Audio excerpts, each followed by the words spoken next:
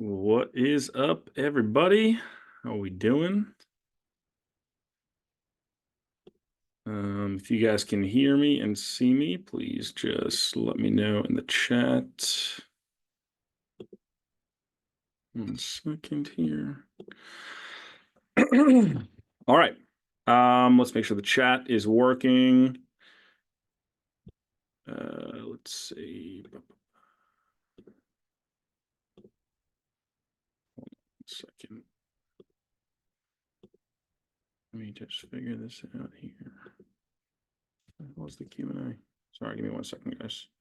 Chat disabled. Give me 1 second. Why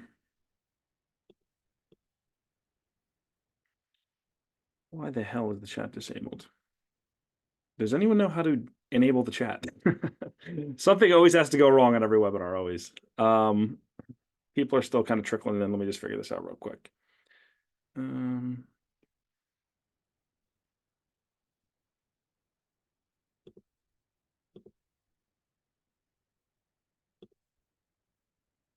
Okay. Everyone should now be able to chat. Okay, got it. I think we're good. If you guys can hear me, see me, everything's good. Everything should be good. Okay, yeah, the chat's lighting up. Cool. All right, we got it. Awesome. What is up, everyone? Hope everyone's doing well. Hope everyone is excited. I'm very pumped up for this. I've been waiting for a while to do this new live workshop. Super excited to see so many people here. Cool. Some names I recognize, some new friends as well.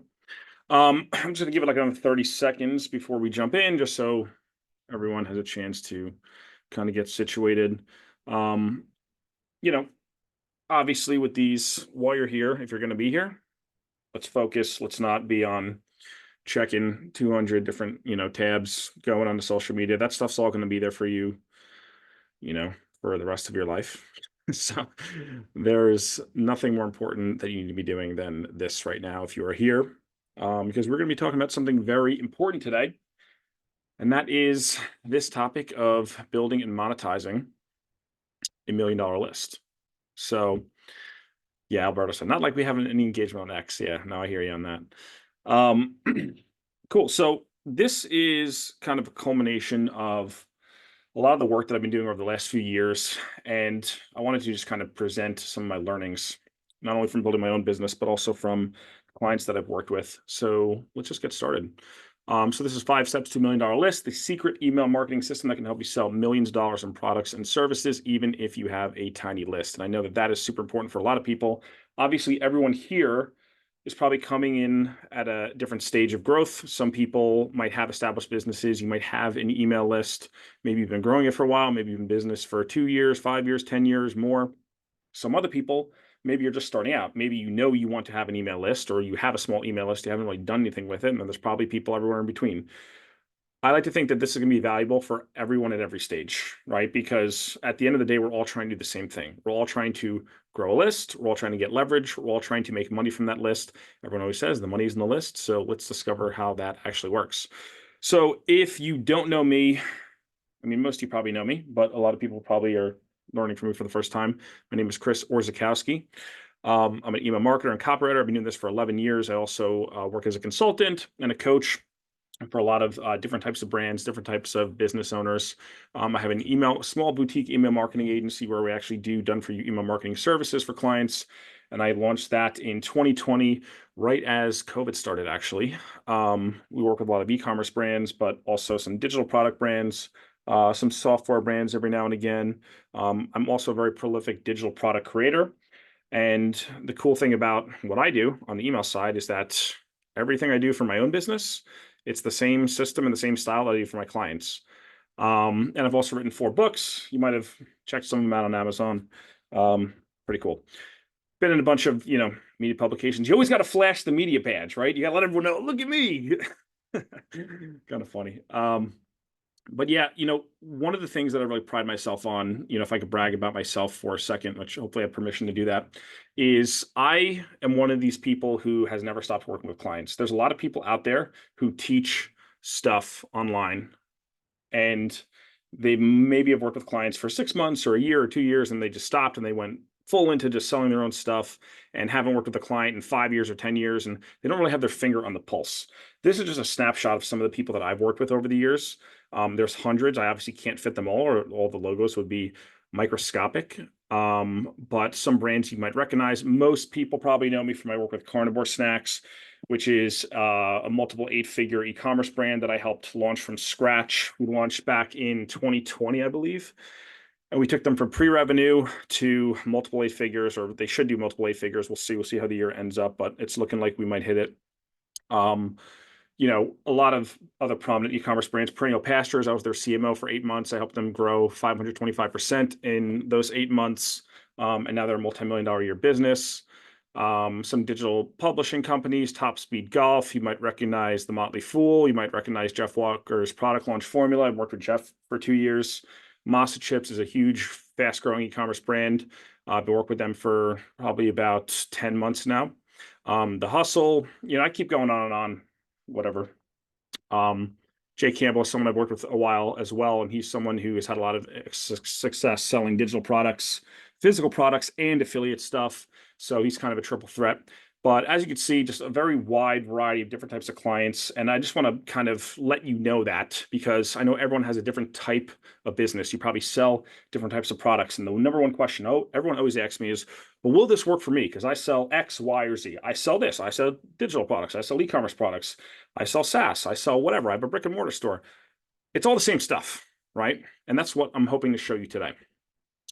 So the reason why I wanted to give this webinar now, and it's funny, a lot of people were like, dude, you're going to do a live webinar in October, right before the US election, with everything going on, and there's wars breaking out, and AI, and all this crazy stuff happening. And I was like, yeah, absolutely. That's why I feel compelled to do this right now.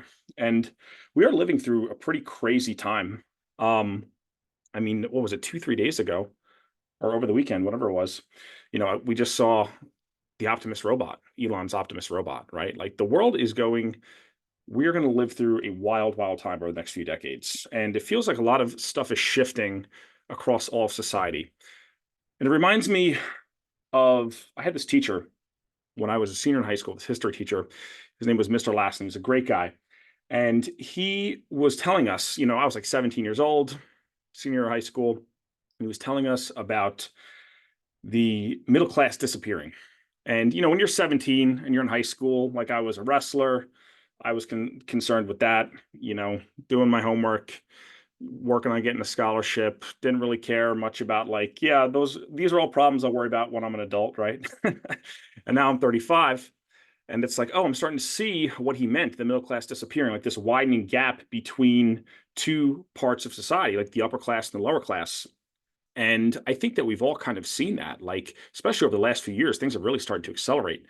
And I remember him telling me this, and I didn't know what I wanted to do when I grew up. I didn't, it's hard to know what you want at 17, right? But I knew one thing.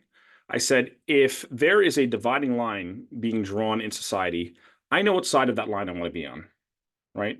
I do not want to be on the side that gets shafted. I want to be on the side that wins. I want to win the game, right? If the middle is disappearing, it's a very easy choice, right? And what I realized as I've gotten older, as I've worked with so many different businesses and just had, gained a little bit of wisdom over the years, is that really in society, you have two groups. You have the haves and the have-nots, right? And you got to think to yourself, well, what is the difference between those two people?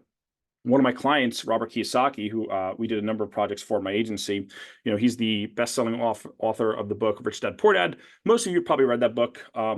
Some people love that book. I personally love it. Some people are like, oh, well, and you feel a certain way about him. I think he's a great dude. I think he's a smart guy. And I think the principles in that book are super important, because one of the things he talks about are the difference between the rich, the poor, and the middle class. And he talks about how the rich buy and invest and create assets.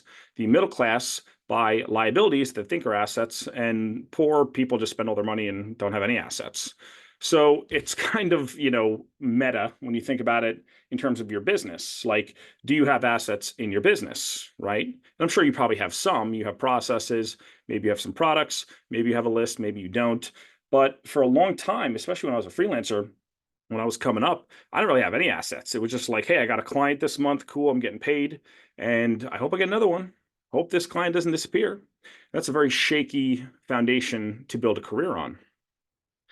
And I think, for most people, if you've been in business for any amount of time, a lot of us, maybe you started off reading The 4 Hour Work Week, right? And it's like, oh, yeah, I'm going to launch this business. I'm going to be, maybe location independent. I'm going to have this awesome, lifestyle thing. And then you start doing it and you're like, man, this is actually kind of hard, right? Because you're working a lot. In some cases, you might actually be working more than what you did when you had a job. And you might not even be making as much money as you did when you had a job. I mean, there's a lot of people out there who have great jobs, they have great careers, and they're making a pretty decent amount of money. And maybe they're only working 40 hours or less, and they have all these different kinds of perks. And it's kind of like demoralizing at times, right? You look around at some of your other friends, and it's kind of funny, like, recently, what was it, about 2 weeks ago, whatever it was, the longshoreman strike. I remember I was looking at some of the demands that they had in the strike. And, they do a very important job in society. I'll give them that. But, they want to get paid $220,000. And I was like, I know a lot of entrepreneurs who aren't even paying themselves $220,000. I mean, UPS drivers, a couple years ago, was it 2 years ago, they got this big base raise or average raise, whatever it was, I forget. But a lot of them are making like $170,000 a year now. And it's funny because like everything has shifted, right? It used to be, oh, if I could just make six figures with my business, right? Or if I could just pay myself six figures, or if I could get to that level. And now that's kind of like table stakes if you want to have even a decent life in most places. I mean, here in New Jersey, it's crazy expensive. Like if you only make six figures, you're kind of on the bottom end, right? And it kind of sucks sometimes when you see other people who, everyone uses that matrix analogy of like the red pill or the blue pill. And like, I took the red pill. I'm an entrepreneur. I work for myself. I'm my own boss. And then you see your friends who took the blue pill and stayed on like that regular career path. And it's like, oh, they're getting these jobs and these promotions and they have 4 weeks of PTO and they got stock options and they're getting these performance bonuses and their healthcare is paid for and everything else. And you're just getting kicked in the teeth over and over again. And it's like, did I make a mistake? And sometimes I'm sure everyone in their entrepreneurial career has felt this at some point. And, obviously there's a lot of good times too, right? I mean, I would never want to go back to to a day job. Like I was a teacher, I wasn't in the corporate world, but I had the day job. I remember making $54,000 a year pre-tax, right? So I would never go back, right? But there's ups and downs in business. And when it's down, it's down. It hurts, right? When you don't have that security and stability and predictability, and you see everyone else winning and you're not, that kind of sucks, right? What I've realized over the years is that it doesn't have to be the way that it is, right? You can have it all. You can build the business that you want. But what you're doing right now, if things are not working, what you're doing right now is not what you should continue to do, because the best business owners don't do what everyone else is doing. And what I have found to be the big difference maker in businesses that become really successful versus ones that don't are they use a different set of principles, and that leads them to a different outcome, right? You might recognize this. This is from Dan Kennedy. Believe he calls it like the wealth pyramid or something, right? And Dan Kennedy talks about how most people, and I think this applies to most entrepreneurs too, right? There's millions and millions of people who start online businesses, e-commerce stores, digital product companies. They're a solopreneur, they're a freelancer, whatever, right? They start a SaaS, they're an indie hacker, they're one of those people. But not every story has a happy ending, right? A lot of people don't actually make any money. And it's funny because I remember when I was starting in my career and, I was back in the day, like Facebook was the big place to hang out. I mean, there's a lot of people there still, but I remember like everyone would be posting their wins and these amazing things happening in their business. And it would be kind of demoralizing because I was just starting my career and just starting to get my first few clients. And I still had my day job and I was building my business on the side so that it could support me so I could leave the day job. And it just looked like everyone was just killing it. And then as years went on, some of those people started to disappear, which was kind of funny. And you don't really notice it at first, but some of those people had to take a job or they had to go back to corporate or they had to do something else. They just disappeared off the face of the earth entirely. Like, where did they even go, right? Other people I saw, their businesses were killing it and then they imploded, right? And it's like not everyone who posts stuff online when they rent a private jet or they rent some car and stand in front of it, take pictures, like a lot of it's bullshit what you see online. A lot of people actually don't do well. And I believe that the difference maker is that we all have the same hours in the day, but it's like, what are you doing in those hours? Like, what are you actually doing in your business to move your KPIs forward? What are you doing to move your revenue forward? What are you doing to create and grow and scale the assets in your business, the things that are going to actually make you money versus the other stuff that you're spending dozens of hours every single week on that are not actually doing anything? right? I believe that if you become a master of direct response marketing, which means marketing that gets people to do something, right? It's kind of an oversimplification of this term. Obviously, there's dozens and dozens, hundreds of books written on this topic, many good ones. But at the end of the day, like, can you put an offer out and get someone to take a specific action or get a certain number of people to take a specific action and turn a profit from that system that you've created, right? And it's not as hard as you might think it is, right? Direct response is proven. It's something that's been around for probably a couple hundred years at this point, right? Due to the rise of all the different media that we have, all the different mediums that we have, right? I believe that a healthy online business, if you build this the right way, it should be infinitely scalable, right? And obviously, like, okay, infinitely scalable. There's 8 billion people, more are being born every day. Like, you're not going to scale to 1 trillion people, obviously, at least not now, right? At least until we become an interplanetary or galactic species, which will happen. But for right now, obviously there is a cap, but you can keep on growing over and over, many, many times over and over and over again, right? Um, Multiples of what you are doing right now in terms of revenue and profit and scale. I believe also that if you build your business the right way, you should have a linear time investment, right? You only have 24 hours in a day. Like, you can't just continue to work more. Like, if you're working 12 hours a day right now, you can't go to 24. You can't go to 36. There's not 36 hours in a day. Like, you have to sleep. You're going to burn out. You will die, right? Like, there will reach a point where you cannot pile on any more work. So over time, your business, the time investment that goes in your business should stay linear, or it should actually decrease. And if you are not going in that direction, you are building things the wrong way. If you have a healthy business, you should be able to multiply capital. What that means is you get money from selling things, and then you have a decision to make with that money, right? Can you pump that money back into the business and get a multiple of your capital? Can you get a return on your capital, right? And there's many different ways to do this, obviously, but like, if you cannot do that, then things are broken. I believe that every business in the world is list-based, and I'm going to explain that a little bit more in a second.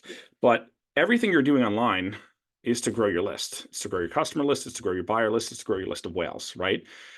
I don't care what social media platform you're on. I don't care what kind of funnel you're using. I don't care what kind of products. I don't care what your software stack looks like. That's what everyone's trying to do, because that's how business, particularly online businesses, work. They live and die by the list. Everything you're doing is to grow your list of customers, of clients, whatever it is, right? Your business should produce massive cash flow. Obviously, sometimes people build businesses to sell, but I think most people would agree that the businesses that tend to sell for the most have really great cash flow. So if you do not have great cash flow, there is a problem that you need to fix. And the good news about cash flow is that you can engineer cash flow in your business, right? This is not just like, massive cash flow doesn't happen on accident, but it can happen on purpose if you are very purposeful with the actions that you take. And also, I do believe that business should be fun. And I think that when you first start out, it is kind of fun. It's exciting, it's exhilarating, but then you become jaded. You either become jaded from the success that you have and you kind of get stuck, or you get jaded because things are, the initial enthusiasm has worn off, and now you're just getting punched in the face every single week, and it does not feel as fun as it once used to be, right? I think that when your business is set up correctly, it is fun and it is fulfilling and it is rewarding. So, you know, I think that all of those things can happen when you get better at email marketing. And the reason I say this is because this is something that I've done with my own business. So I know that it's true because I've done it myself. I've done it for countless other businesses, all of my clients who've hired me over the years. Your email list is the greatest asset in your business, right? It is what builds a moat around your castle, right? If you lose a traffic platform and you have a list, you're okay. You might not be okay forever, but it could support you for years. I know people who have businesses that if they never got another subscriber, they could support themselves and make enough money they need to live for years without getting any new people, just because they have that asset, because they have that list. And that's kind of powerful, especially if you are in a place where you feel like your revenue and your profitability of your business is not totally secure, or you are single channel dependent, or you maybe have one good funnel, but God forbid, Facebook or Instagram shuts you down or Google shuts you down. And these things happen all the time. They happen all the time. I know people who built great businesses posting organic social content on platforms like X. And the X platform, I love it. It's my favorite place to hang out. But the algorithm changed and it's very hard to grow there. It is very hard. You do not get the same follower growth. You do not get the same traffic. Posting links to outside stuff really throttles your reach too. And that just kind of disappeared overnight. And a lot of people had to scramble and figure out what to do. Now, if you have an email list, that's not as a big of a problem anymore, right? You need to engineer ways to continue to generate cash flow, even if you lose something, right? You cannot build a house on quicksand. And that's what happens. It doesn't mean you don't use other platforms to grow your business. Of course you do. Of course you use them for acquisition. But the whole goal of it is to move people onto your email list. You'll also notice that the people who do best with email marketing tend to generate their most profit because that's where most of the profit in your business is hidden. If you think about 8 billion people on this earth, who are the people who are most likely to give you money? Are they out there in the unknown? No, they're probably already on your list, because the reason they're on the list is because they know you, like you, trust you enough to want to follow you and want to learn more. And they're there because they want to buy from you, right? So that is where the profit is in your business. And we'll talk about this more in a second. When you know how to monetize your list, business becomes simple and easy, right? Because you don't have to worry about a million different things. What you have to worry about now is, how do I get more email subscribers? And then how do I continue to sell them stuff, right? You don't need to be on 20 different platforms. You don't need 30 different funnels, right? It feels very easy. It's like, okay, did we get email subscribers today? Did we sell something, right? How much easier is that than everything you're doing right now? Also, with an email list, there's asymmetric upside, because going back to the linear or static time investment, as the list grows, like, it doesn't take you any longer to write an email to 100 people than it does to 100,000 people, right? It still might take you 10, 20, 30 minutes. It's not like, oh, my list is 20 times bigger than it used to be, so now I'm taking 20 times as long as the email. It doesn't work that way. It is a system that is designed for asymmetric upside, right? That means that as the population size of the list grows over time, you are going to make more money when you have a bigger list and you are mailing it properly and you have good offers and you continue to grow this machine. And this is what everyone wants. Everyone wants the hockey stick growth, right? You need to find systems where you have leverage, where you have predictability, where you can produce asymmetric upside in your business. You can do that with paid traffic. It's a lot harder, obviously. It's super important to do, right? And we'll kind of get to that in a few moments. But really, the profitability, the profit potential, is going to come from the email list. Now, again, how do I know this, right? I got to tell you a little bit about my story. So I went from being a school teacher, public school teacher, special education, 8th grade math. And before that, I did elementary school, special ed as well. And my last year of teaching, I made $54,000 pre-tax, right? That year, I made another 52 writing copy for clients, right? Just doing client work here and there. The next year, I made $99,000, $99,654. I remember that number because I was so close to six figures, and I was kicking myself on New Year's Eve because I just missed six figures and I was so pissed. Kind of funny. But 5 years after that, my business 10x'd, right? This article was published December 1st, 2022. So this was a trailing 12-month. That year I actually finished at 996,000. The thing that sucks about having a bigger business is, like, you usually don't get your books reconciled until the end, a couple days after the end of the month. So I actually didn't know that I missed it. 7 figures. I mean, it's practically 7 figures, 996 top line. Close enough, right? As far as I'm concerned.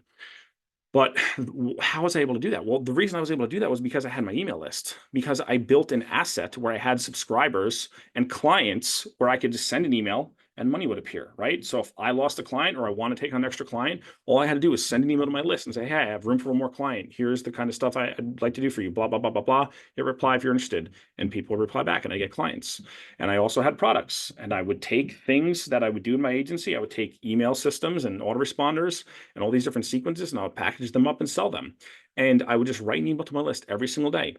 And that compounding effect is what took me from making $99,000 a year to just like a hair under $1 million a year, right? Daily email. That was the main difference maker. I still worked with the same amount of clients, charged, a little bit more than I used to charge, obviously, over the 5 years, obviously raised my fees here and there. But the main leverage point was having the list and doing daily email, right? That was the thing that allowed me to 10x in 5 years. And I had to figure out a lot of this on my own. The crazy thing is about this list, about this revenue figure, is like, I don't have a 100,000 person list. My list on December 31st, 2022 was 6,266 people. Right? So it's not like I had, oh, well, maybe you had a list of 50,000 people. That's easy to do. No, I had a list of like just over 6,000 people. Right? And I was able to do that. So this is what I say when I mean, like, you don't have to have a huge list. And maybe your list is about that size. Maybe it's a little bit bigger. Maybe it's a little bit smaller, but you do not need a ton of subscribers to make a ton of money from your email list. You just need to know what to do. And now, I don't want to spend the whole webinar. Oh, Chris, all you do is talk about your own business. What about other businesses? Yeah, I get it, right? Here's another one of my clients. I mentioned before, Carnivore Snacks. So earlier this year, we had like a complete nightmare scenario happen.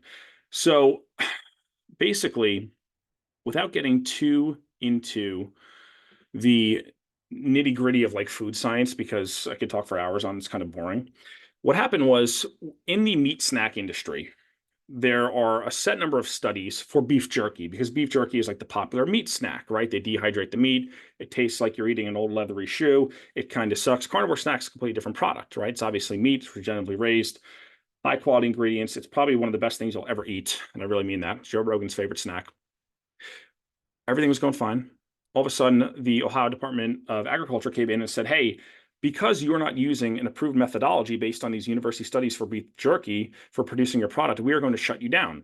Now, what you have to understand is that they went from making over $1 million a month to then literally not being able to sell product until the ODA gave them the okay, because they had to change their cooking methodology, which was really kind of sucked because they had to fire 30 people.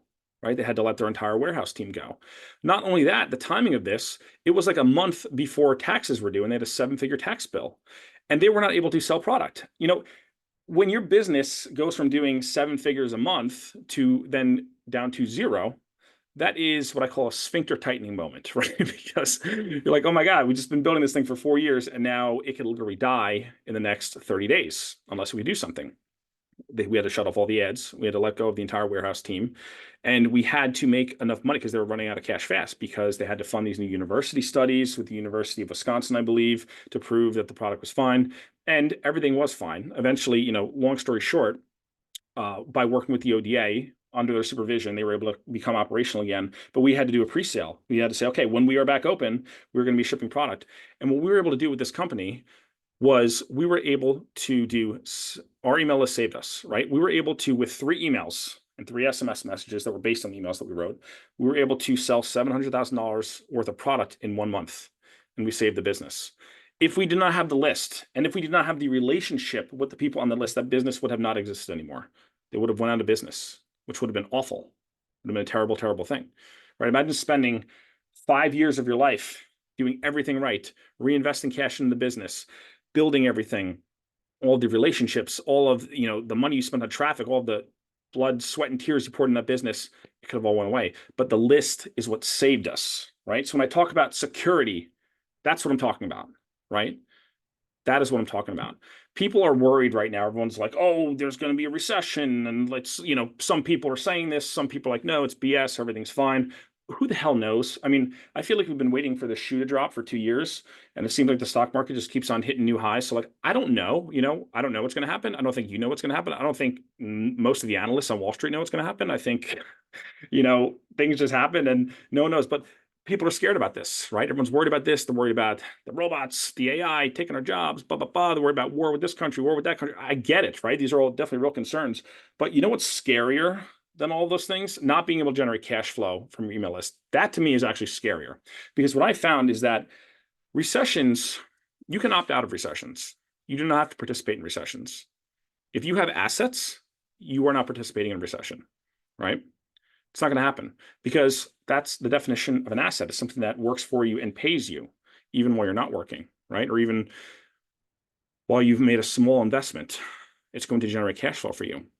And in your business, that asset is your email list. And that's the good news, because what I'm going to show you today is a very simple system that you can use to turn your email list into a money printing machine, right? Scrooge McDuck. I have to put in the Scrooge McDuck meme. You're going to make so much money. No, if you have an email list and you have products and you have a good relationship with that list, or at least, you have the potential to mail these people and they will be receptive to what you say, I believe you are sitting on a ton of cash. And I just know this because what I do all the time is I go into businesses who've neglected their email lists, who are sending 1 email a week or 1 email a month sometimes, and we just make cash appear out of nowhere just by sending more emails. It's crazy.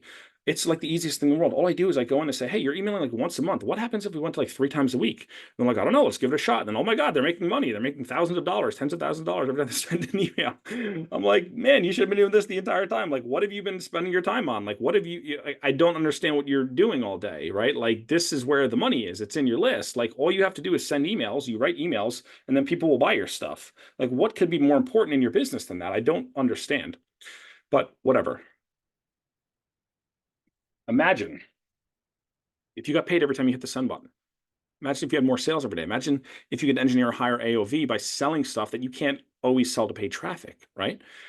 Imagine if you had more profit margin. What would they do for your business? Imagine if you could sell without having to discount your products. And this is something I see all the time. I work with so many businesses. The only way they can get people to buy is by saying 30% off. And they do a 30% off sale every single weekend. And it's like, yeah, okay, you're getting people to buy, but they refuse to buy unless there's the presence of a sale. And then every time you do sell, you have to eat margin, right? And if you have a 50% contribution margin on a product, your discount is not 30%. That's actually 60% of your profit, right? And people don't realize this when they do these discounts over and over again. And it's actually not hard to sell products without using discounts. It's actually pretty easy, right? You can also generate passive income from your list. Like, hello, have you ever heard of email automation? It's really not that hard to do. And we're going to discuss that as well today. Also, working for 20 minutes a day. There's a lot of days. Listen, I have 2 young kids. I'm not living in front of the computer. I'm not doing 12-hour days. Like you see these guys on social media, the hustle bros, the hustle. Oh, you got to hustle harder, dude. You got to do 12 hours a day, 14 hours a day. You got to stay up late. Cool. That's awesome. Have fun. I'm going to wake up. I'm going to send an email. I'm going to make some money, and then I'm going to go play with my kids, or I'm going to go do whatever I want, or I'm going to go to the gym for 2 hours, right? And you have fun living in front of the computer. I'm going to send my email, and then I'm going to go do whatever I want. Like, again, if you wake up and you make cash appear, what's more important, right? What are you doing for 14 hours? What are you doing? What are you actually doing? I don't understand. Predictable cash flow. Wouldn't it be nice to have predictable cash flow in your business? Wouldn't it be nice to have a secure, stable, and reliable growing business where you're not vomiting from riding the cash flow roller coaster? How do we do this? What are the 5 steps? First one is there's this concept, and I probably didn't invent this. I mean, I remember I wrote about this concept in one of my Medium articles back in like 2017, probably. But I'm sure I'm not the first person to say this, but like having an email-based business. And like I said, I believe every business, especially if you sell online, is an email-based business by nature, because that's the value of the business, right? The people who buy from you, people who are in your customer database. And if you take a journey back in time, I'm a big fan of a lot of these old Gary Halbert ads. I'll call it like the Gary Halbert era for shorthand, right? You look back in the 70s and 80s and 60s, and even before then, right? When people had mail order businesses. If you read Claude Hopkins, if you read some of those old copywriting books, it's crazy because they didn't have the internet, but they still were able to build these amazing direct response businesses. Like this, I believe this was a Gary Halbert ad. The headline, I'm not going to read the whole thing, obviously, but it says free book by 57-year-old swimsuit model reveals a top secret way to lose weight extremely fast. So they would run this ad in the newspaper. And then the call to action, if you could see, there's this little phone number on the bottom. And it basically says, all you got to do is just call this number. It's a free recorded message. It's going to tell you how to get the book. You just leave your name and address, and then we'll send you the book. Right. And it's like, well, why would they do that? Why would they run an ad and not collect any money? Well, the reason why they're doing that is because they want to build their list, right? It wasn't an email list, but it was a customer database. Remember, an email list is just a form of a customer database, right? So this is pre-internet. There was no email. It did not exist at this point. So they would run these ads just to get a name, and an address. And then once they had your name and address, they would simply send you more direct mail letters to sell you actual back-end offers, right? Stuff that actually is going to make them money. Maybe something that is $40 or $100 or $200 or whatever it is, right? And they're just going to keep sending you direct mail letters until you buy something. And they know that if they are able to spend X on an ad, but they are able to generate Y from sending out direct mail letters to the names that they've compiled in that list, the people who respond to that, then they have a profitable, scalable system that they could just continue to scale up, right? So again, like they're not going on TikTok and looking for trending audio and doing dances pointing at word. They're not doing this stuff, right? They're just saying, how do I add more names to my list and then send more letters? And that's the whole model, right? Here's another one. I mean, you've probably seen this one. This is from Gary Halbert's newsletter, right? Hot new reports from top ad expert reveal 6 amazing secrets. Call for a free brochure, right? So he's not even asking for money. He's just asking for the name, right? Here's another one: the amazing seduction secrets of a skinny, ugly 6-foot geek from Culver City, California, that can get you all the girls you want, no matter what your looks or age. Look at that headline, right? And then what do we have? Call this number, leave your information, and then obviously you're going to be getting direct mail letters after they send you the free thing, right? Because all they're looking for is someone to raise their hand and say, hey, I'm interested in this kind of stuff. Please send me more information about it, right? I hope everyone understands where we're at so far, right? Here's another one. People say, oh, well, I don't have an info business. Okay, well, here's Ford Motor Company, right? I mean, have you heard of Ford? Like, they invented the car practically, right? Or invented the assembly line and made it like a worldwide phenomenon. Ford Motor Company running a direct response ad, right? Send in your information so we can send you this book. What do you think they do after you send in your information? They send you direct mail letters and try to contact you to sell you a car, right? So everyone's like, well, my business is different. I'm like, okay, well, Ford Motor Company uses this, right? And obviously, I can't pull every single example in the world, but I just want to pull a few. Here's another one: how to make money with your credit cards, right? There's a whole industry of sites, blogs, businesses that talk about credit card point hacking, right? Like, this is kind of the precursor to that, right? Same kind of thing. This one is a front end offer. They want you to pay $6.95 to get the book. But then again, what happens? They're not making their money. They're not making millions of dollars off $6.95. They're doing that to get someone who's interested in paying for this information, which is actually a higher quality lead. And they're sending them direct mail letters on the back end, right? Here's another one. This is a more recent one: Omaha Steaks. Omaha Steaks did not become this huge, giant, multi-million dollar company off a $49 75% off offer. The only reason they run this offer is because they say, hey, people who buy this like meat and they like ordering meat in the mail. So then we could send them more offers in the mail to buy more meat. And then they make their money on the back end, right? People forget this stuff. People say, okay, I don't want to advertise in newspaper, magazine. I'm an online business. Okay, well, here is a recent example. This is one of my lead magnets, one of the few that I have.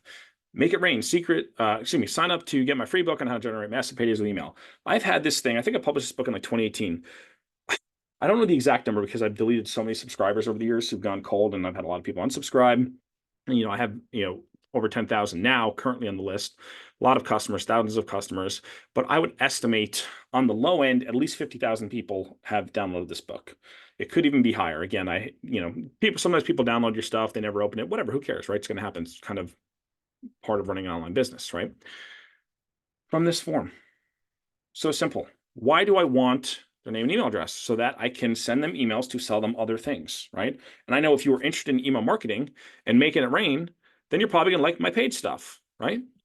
Here's another example. This is one of my clients, Dirty Dog Farm.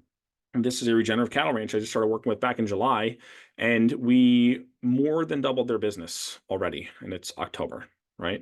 So we've doubled what they did in the past 12 months. This opt-in form that you see was key in taking them from 8,000 email subscribers to now 24,000 email subscribers, right? It's not the sexiest thing in the world, but it doesn't need to be, right? They are capturing email traffic. They're using ads and content to drive traffic to their website. Some people buy immediately, which is awesome. We love that. Obviously, love collecting cash. But a lot of people, 16,000 people at least, have said, hey, I'm not ready to buy right now, but I'm interested in buying from you in the future. And they've signed up. And now we are able to monetize those relationships via email, right? Here's another one. Some of you guys, if you hang on Twitter, you probably know Ajax, Alexander Juan Antonio Cortez. Awesome dude. I've been following him for years. Love his stuff.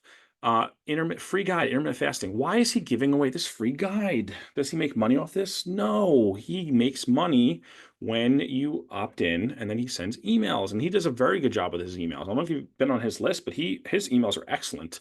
Some of my favorite emails that I read every single week. Very smart dude. Very, very dialed in. Here's another one from Dawn and Alyssa from allconnected.agency. Coaching students of mine, the Easy AF website workshop.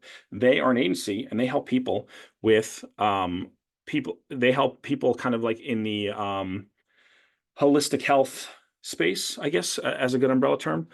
They help them with their websites. They help them with their launches. They help them with their online marketing. They help them with their design and their branding, right? So like, okay, why are they running this workshop? Well, the reason why they're running this workshop is so that they can eventually sell the bigger solutions, right? So again, like the old school method was generate a lead with a space ad or classified ad, add them to your house list, and then send them direct mail letters, and then you profit, right? What's the new school method? The new school method is get email subscribers, then you sell something with email, you make a profit, and then you sell people something else after that. And the cool thing about it nowadays is like you don't have to lick stamps. You don't have to pay, what is it, 60 cents a stamp or something. You don't have to do that. It doesn't cost anything to send an email. I mean, okay, sure, you pay $100 a month or maybe less, right, for your email software. If you use ConvertKit, that's what I use, or Kit, it's now called, or Klaviyo or whatever, right? Okay, so you have a fixed fee every month that you're paying for your email software, but you could send as many emails as you want, right? You don't have to lick stamps. What I love about this, and I know that this is a very hackneyed, overused cliche in the, marketing industry, but when you know how to write ads that sell, like, there's this story from the Beatles, and there's this quote somebody said to me, but the Beatles were anti-materialistic. That's a huge myth. John and I literally used to sit down and say, now let's write a swimming pool. What that would mean was they would say, hey, we'd like to have a swimming pool. Let's go write a song, and the song's gonna make us a ton of money, and then we're gonna be able to buy the swimming pool. It's like you have the ability to do that if you know how to write emails that sell. I mean, you know how to write ads that sell. If you know how to write copy that sells, right? You can literally create wealth. You can create money in your business out of thin air by mining your customer database, right? The people are there. They have problems that you can solve, and they are there because they want you to solve those problems. They want you to send them emails. Second step, I believe if you have one very strong core front end offer, it's going to revolutionize your business, right? So if you guys know Drew Sanaki from Postpilot, he has this concept. So this is not my original concept, obviously, but he's talked a lot about this concept of whales versus minnows. And this is something I really took to heart. There's not all customers are created equally, right? You have whale customers who are big time customers. They spend a lot of money. They're your ideal people. And you have minnows. And, I've had this in my business. I've had people who buy a $10 book and never open another email and never buy anything ever again. Then I have people who spend $10,000, $20,000 with me, right? Some people become clients. They'll spend $40,000 over their lifetime or more sometimes, right? What I always like to say, to use another like fishing analogy, is that with front end offers, if you change the bait on the hook, you're going to catch a different type of fish, right? So I see this all the time. As a matter of fact, a couple weeks ago, I had someone email me and they said, we were running ads. We spent a few $1,000s on ads, but none of those leads eventually converted and they were just not the right kind of people. It's like, okay, well, there was probably a problem with that front end core offer, whatever you were going for on the front end, and you were attracting the wrong kind of people. So it's not just about get a bunch of names, right? Let me buy a list or let me, just run some crappy ad and try to get a bunch of names. Like, no, you actually have to have a good front end offer that is going to be congruent with your back end. And we'll talk about that in a second. Traffic is not like super hard. Everyone has this like hang up. Oh, I don't know how to use Facebook ads, or I don't know how to use X ads, or I don't know how to use yeah, that stuff's learned. There's a million tutorials online, like how to set up a Facebook ad and how to set up a campaign. And there's courses too, and those are great. Like, but traffic is really not the hard part necessarily. I mean, yeah, like if you want to spend, $1 million a month on traffic, like, yeah, then that's a little bit hard. You need some expertise there, right? But for most people who are not spending, you know, $10,000 a day on ads, like it's not hard to get leads and customers with basic campaigns. What is going to be the difference maker is what are you actually advertising, right? Or if you're not advertising, let's say you're doing organic social, what is the offer you're actually putting out underneath your posts? Or like you write a post or you post a video and you're driving people to call to action back to your list. What is the thing you're offering them? Because if the thing that you're offering them sucks, they're not going to make it onto your list in the first place, right? So I don't want you to get hung up on this, but in terms of like front end offers, think, does it attract whales, right? Does it attract the right kind of people in your business in the first place? If not, you need a different front end offer. Also, is it congruent with your back end offer, right? I see people, people will do these giveaways sometimes, right? They'll do, oh, we're going to, I see this a lot in the e-commerce world, right? You see, 10 e-commerce brands put their, products in a pile and they say, one person's going to win this. And then everyone mails to it and they get 20,000 new subscribers. And then most of those people never end up buying anything. It's like, well, they just wanted this free pile of stuff. They didn't necessarily want your stuff, right? And then when you actually put a good front end offer with an ad or onto social via organic social posting, then they start to see growth, even though they got 200 times as many subscribers with the free giveaway, right?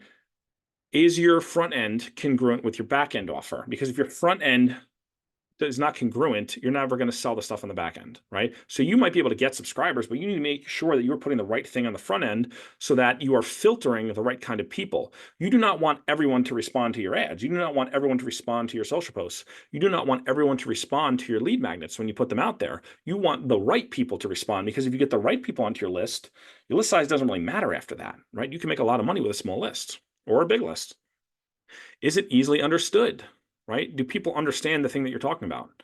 Is it different and unique? Is it profitable? Or can you engineer a way to get this profitable or close to profitable? Even if you are using, if you're running a front end paid offer, right? Like you're an e-commerce store, or maybe you have a book funnel or something. That's cool. And those absolutely work. And I've used those before in my own life, right? But you can also do an opt-in funnel where you have an offer on the thank you page. And can you engineer a way to have that generate cash for you where it can recoup some or all or even more than what you spent on ads? And it's definitely possible. Does your front end offer have a high enough AOV for you to be able to pay to attract customers, right? And again, doesn't mean you necessarily have to jump into ads initially, but I think when you're in business for long enough, all roads tend to lead to ads at a certain point. And does your front end offer lead to people spending a lot of money with you, right? And it's not always the case, right? When I was at Perennial Pastures, we would have, I remember when I first came in, I was looking through the customers, the people who bought that month, and I was like literally going transaction by transaction just to see what they were buying and where they were coming from and doing that kind of research. And there was one woman, she bought 1 pound of ground beef that was like $12. And I was like, we actually lost money on that order because it costs more to pack it up and to ship it than the cash that we collected. By the time you take out the credit card processing fees and the cost of the box, because it's cold storage, so it's more expensive, and then you have to ship it. And I was like, we're losing money on this. And is this person who comes in and buys 1 pound of ground beef, are they a whale or a minnow? Are they actually going to ascend up to buy a $5,000 cow share? Like, I don't know, probably not, right? And what do? We got rid of those offers and we focused on the big higher AOV offers that were more congruent with the backend that we wanted, and the business exploded, right? Here's an example, right? Front end offers, and like this offer for Dirty Dog Farm just absolutely exploded. This was one of the big difference makers. A free freezer with a half or whole beef share, right? So if you get a half share, which is I believe around 200-ish pounds of meat, or a full cow share, which I believe is about 400 pounds of meat, give or take, I don't remember the exact numbers. They will literally give you a freezer, because we said, okay, what is the number one objection that people have? Oh, I'd love to buy 400 pounds of meat. I just don't have anywhere to put it. I can't fit it in my fridge. Okay, what if we bought you a fridge and we'll give it to you for free, and we'll fill it with beef and we'll drop it off your house? Wow, that's a great deal, right? Absolutely exploded. The thing is, we're able to run this ad as a front end offer to cold traffic and pull in people with a 20x ROAS, which is insane. I mean, obviously, like when you're selling something that's $5,000 in the front end, you have a little bit more wiggle room. But obviously, yes, it's a very high AOV, but there are significant expenses. I mean, in terms of cost of goods sold, in terms of the freezer, in terms of the ad spend, in terms of delivery, those kind of things, right? So it's all kind of relative, obviously. If you sell sunglasses, you're probably not selling them for $5,000, so it's not a complete apples to apples comparison. But this was the front end offer that we went with, and it absolutely exploded their business, right? And it's congruent because, okay, now you got this freezer in your house and it's getting empty. You need more beef. Cool. You're going to come back and buy some more, right? Here's an example of one of their ads, right? Is this the sexiest ad you've ever seen in your entire life? Did Gary Bencivenga write this ad? Did Gary Halbert write this ad? No, right? It doesn't have to be super complex. It doesn't have to be super complicated. If the offer is good, this is what I mean when I say that traffic is kind of the easy part, right? Because if you have a really awesome offer, you have a little bit of wiggle room with your ads management skills. You still want to be good in the ads manager. You still want to understand campaign structure and all that stuff and split testing. Of course you do. Of course, right? But you have a little bit more forgiveness when you have an amazing offer that is so hot people can't help but buy, right? Here's another example from my own business, digital product business. I don't sell e-commerce. I sell digital products. Cool. Here's digital product example, right? Cart abandonment annihilator. I ran this thing at break even for about a year. Back, I want to say it was around 2020, 2021. I don't remember the exact time, but all I did was take work that I'd already done. I'd written how many, I don't know, dozens of cart abandonment sequences on my agency for clients, and even as a freelancer over the years. So I said, wow, this always really works well when I do this. Let me package it up and sell it. So I initially ran this as a $9 offer, pay traffic. I think we had to pay between 25 and $30 to get a sale. Obviously, there was an order bump, which converted like 60% to cold traffic. Was insane. I don't know if I'll ever be able to do that again. That was crazy. And then we had upsells. And then this is a front end offer pulled in the right kind of people, because if they needed cart abandonment sequence, that means they need help with email, and they know they want to plug in these emails and make more money, and they have a business that is already making money and they have email subscribers. They're just not capitalizing on that. So then a number of these people escalated into higher purchases. Some even escalated into done for you clients. There was a point where we were taking people, selling them this $9 thing on the front end, and then escalating them into a $9,000 service on the back end, right? Congruency. This is what I'm talking about. Here's another one, right? Okay, I don't want to run paid traffic. Cool. Post some organic stuff, right? Live email writing demo. And now obviously, like, not everyone sells email marketing stuff, so I'll take it with a grain of salt, right? Want to steal my entire email copywriting process from start to finish. I filmed a tutorial of me writing an email in 12 minutes flat. This one did $3,267 in sales, and it actually did. Like and retweet this post, I'll send it to you. And here's the stats if you want to see the stats. So we had 427 people who retweeted it, right? That's a lot of people. It took me 12 minutes to record it. Took me another 5 minutes to set up the, automation. But you could theoretically also just DM these people one by one if you needed to, if there was a small amount of people, and you send them something, and there's an opt-in, and then they opt in, they get onto your list, and then you know that these people are interested in email marketing stuff. So then I would just sell them email marketing stuff in the back end, right? It doesn't have to be super complex, and you could do this every week if you want to. So everyone's like, I can't grow my list. I'm like, what are you doing to grow your list? What do you do? What did you do this week? Like Elon says, what did you get done this week? What did you get done this week? Did you grow your list? Did you do anything? Were you on defense the whole week, or were you on offense? Right? Dan Kennedy, again, my boy Dan Kennedy, love this guy. He always says, you don't get customers to make sales. You make sales to get a customer, right? And it kind of sounds like it's the same thing, but it's not. The reason why you make a sale, why you put out these lead magnets, why you put out these front end offers, is to acquire a customer for the business that will continue to buy things from the business, right? Even if what you sell is not continuity, it's okay. You want to acquire people who are buyers to grow the size of your buyer list, so then you can sell them other things on the back end. The profits you make on the front end are always going to be significantly smaller on the back end, right? When you post stuff on social, how much money do you make when you post stuff on social versus when you send an email about it? I guarantee you make more money with email. Just the way it is, because everything important in people's lives happens in their inbox. Everything. When you need a password reset, they don't send it to your Instagram inbox. They send it to your email inbox. That's your digital identity. That's where everything important in your life happens, in the email inbox. People view it as a to-do list, right? They say, oh, we got to check my emails. Got to check my emails every day. It's the to-do list. They don't have to log on to social every day, but they will log into email every day. There's laws in, like, I think France, they have this law where, like, it's illegal to require employers to for employers to require their employees to check their email after work hours, because people are so addicted to email. Everyone's like, email's dead. I'm like, email is not dead. People are more addicted to email than they've ever been before in their entire lives, and don't see that slowing down anytime soon. They are absolutely addicted to it. Just the way it is. You might not like it. You can see the world for how you want it to be, or see the world for how it is. That's just the way it is, right? The profits you can make once you've already paid the acquisition cost. Once you've already paid that cost, and you do not have to pay an additional acquisition cost to make another sale, that is where the back end profit comes from, right? If your list is not growing, you need a stronger front end offer to acquire the right kind of people onto your list in the first place. The next thing, personality-based emails. So AI is huge. AI is pretty cool. I like AI. I'm not one of these people, I was not super bullish on it in the beginning. I was like, okay, this is cool. People thought, the sky was falling, right? Especially in my industry. Everyone's like, oh my God, it's over. The ride's over.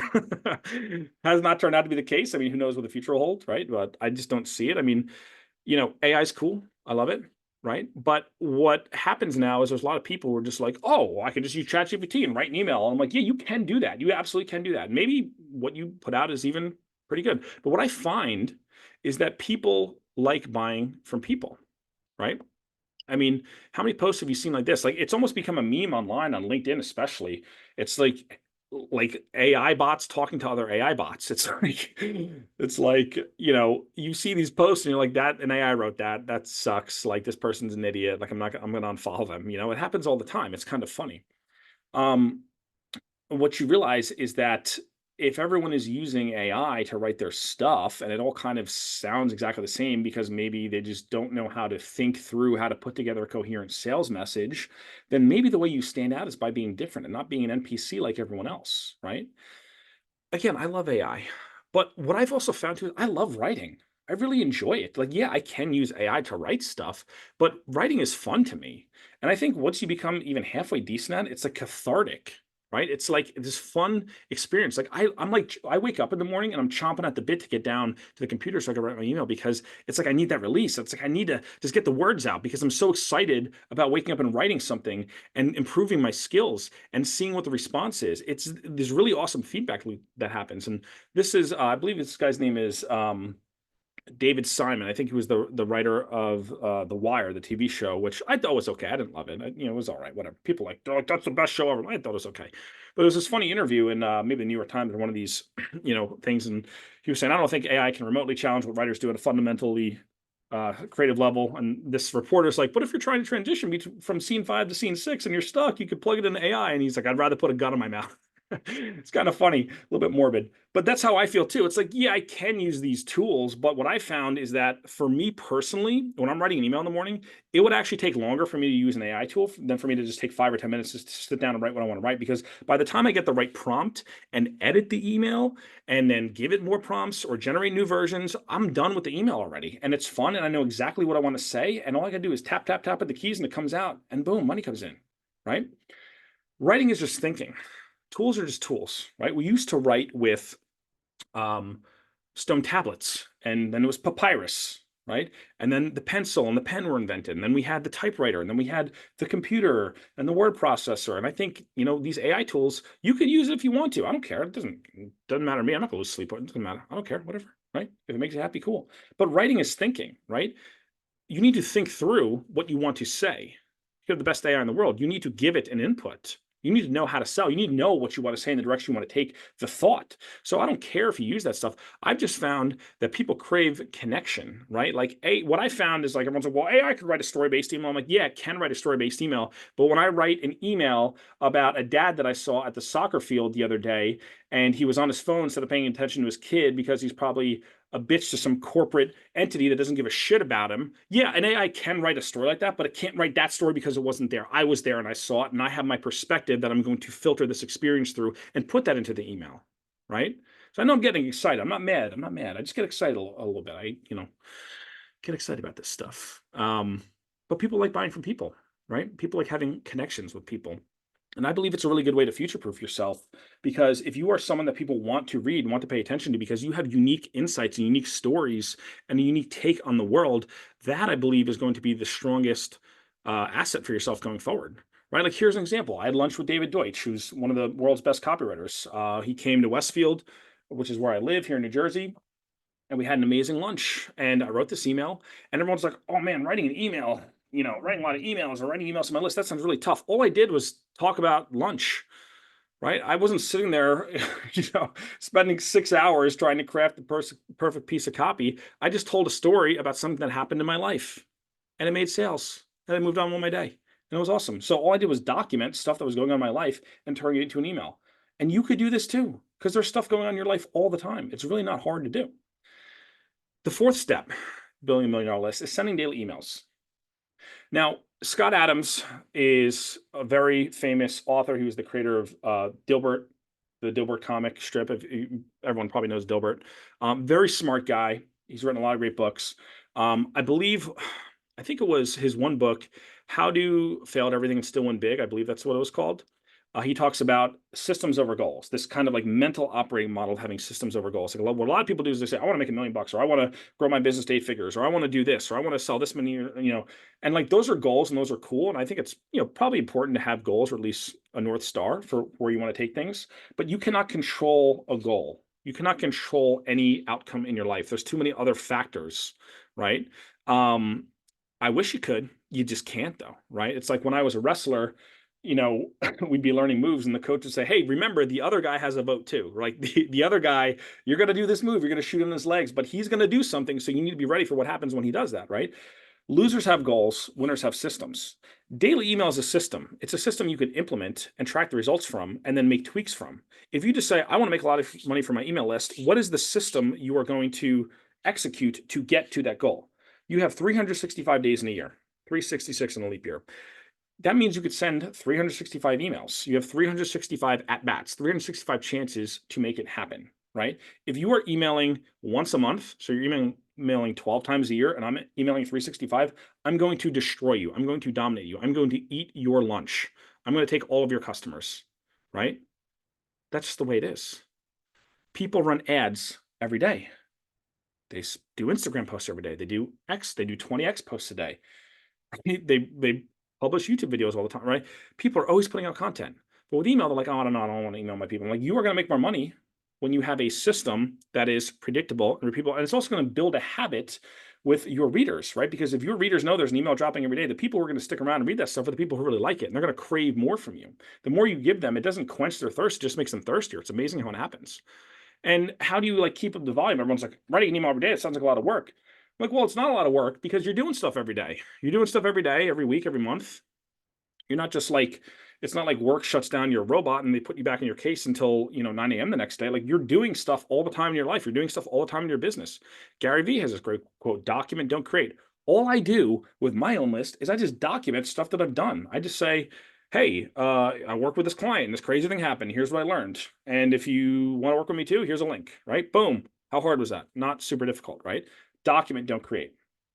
And a good example of this is like, you got these house flipper people. There's a million of these shows. Flipper Flop's probably like the most famous one everyone's heard of. But what do these people do? They flip houses. They got a show on HGTV, right? So they make money when they flip a house, but they get paid multiple times for that work because they made money off the flip. Most of the time they make money off the flip, but they also got paid because they looked at the camera and talked about what they were doing, and then they sold that, right?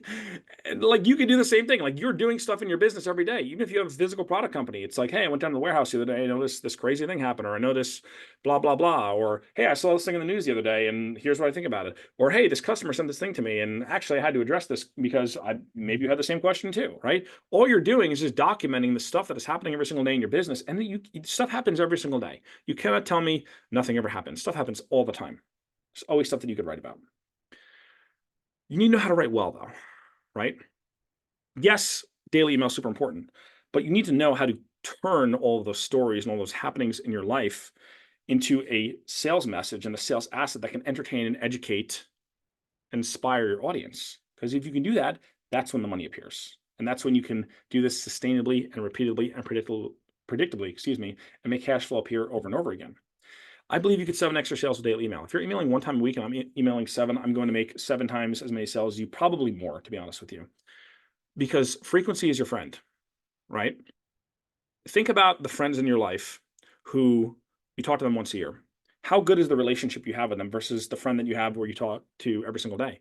The person you talk to every single day, you're obviously going to have a better relationship with them. Duh, email's the same way, right? Imagine you're an Instagram influencer and you only post a video once a month because you don't want to bother people. That would seem stupid, right? It would be really dumb. You're going to make a lot more money with higher frequency. The biggest brands in the world, some of these brands will email 6 times a day. They don't care. And they're multi-billion-dollar companies, right? It's like, it's not the only reason why they got there, obviously, but like, obviously success leaves clues to a certain extent. I think maybe you agree. There's a flywheel effect that happens here. You start sending daily emails, you make more sales, which means you have more profit coming to the business. Now you have a big pile of cash, and you could take some of that cash. You can take all of it if you want. You don't have to pay yourself, obviously, or build a war chest, but you could take a percentage of that cash and use it to reinvest into list growth, because you're writing this email every day. So if your list is 3 times the size, it is reasonable to expect you can make 2, 3, even 4 times as many sales if the list was 3 times the size, right? I mean, this is not rocket science here, right? It's like you send emails, you make money, you use some of that cash to grow the list, and then you're still investing the same amount of time every day to send the email out. But if the list is bigger, you are going to make more sales if you have more qualified people, right? Flywheel effect. Everyone says, I want to make $1 million a year for my email list. Okay. How are you going to do that? Break it down, right? Which offers do you want to sell to get there? You could piece together your P&L. People don't realize this. Like, you're allowed to do this. You're allowed to say, here's my goal. Let me break this down. Here's how many units of product A I need to sell. Here's how many units of product B I need to sell. Here's how many units of product C I need to sell. When am I going to promote those things? How many times am I going to mail for each one of them? You might not know how many sales you're going to make from any individual email, but you at least have a system that you can manipulate given the numbers and these specific variables in your business. You have levers that you could pull, right? If you sit on your hands and just look at your list every day and never send anything, like, the money's not going to magically appear. You're not going to get wealthy on accident. It's not going to happen. Like $1 million is not going to fall out of the sky. It's called making money because you got to make it, right? I say this all the time. Like you got to make it happen. Like make it happen, make it appear, right? How many offers do you need to send? When are you going to send these emails, right? This is, I want to like bring this down to earth for you. This is not just like, oh, this is a lofty goal that could never happen. It's like, no, this is a system that you can manipulate specific variables to hit the numbers that you want to hit. Maybe you need more subscribers. Okay, go get more. Maybe you need a bigger high-end back-end offer. Maybe you need to sell more units of a specific product. But you could do that and you can manipulate those variables and get to the goal that you want. The last step is to add in some automation. And people say, well, I don't want to send daily emails for the rest of my life. Okay, you don't have to do that. I mean, I think you're going to want to. Like I said, I love it. It's my favorite thing to do in my business every day. As a matter of fact, as soon as I send my email, I kind of groan because I'm like, damn it, now I have to like go do other stuff. It was just like, I decided to take on a client this month. I didn't have to, but I wanted to, and now I got to go, do this thing, or I got to go do this YouTube video, which is not the fun part. But a lot of this stuff could be automated too, where if you want to give yourself a break, you can. 3 types of sequences that you're going to use in your business. There's not a million, there's 3. There's an initiation sequence, which is also known as a welcome sequence, which pre-frames people, educates them, implants the right kind of beliefs into their brain for them to be a good customer. There are intent sequences, which are really, really cool, which I just started using these in the past year, and they're just so damn easy. And I'll explain more about those in a second. And there are infinity sequences, or excuse me, the infinity sequence, which is your daily email, which will go on forever, because why would you want to stop if you're making money every time you send an email? The initiation sequence and the intent sequences create passive income and sales. Now, what an intent sequence is it is a sequence that follows up based on a specific action that someone has taken in the business, right? And you take your existing assets and repurpose them into one of these intent sequences to sell your product. I call these invisible email funnels, where if someone clicks into a specific product, you can engineer a sequence that is going to just run in the background only for that person and sell them the right product at the right time of their life cycle and make the sale whether you're in front of the computer or not, right? Now, again, I have a small list. I do not have a big list, but I've just started implementing these sequences with some of my like lower end products. Like, I mean, the most expensive product I'm doing this with, I believe, is a $300 product.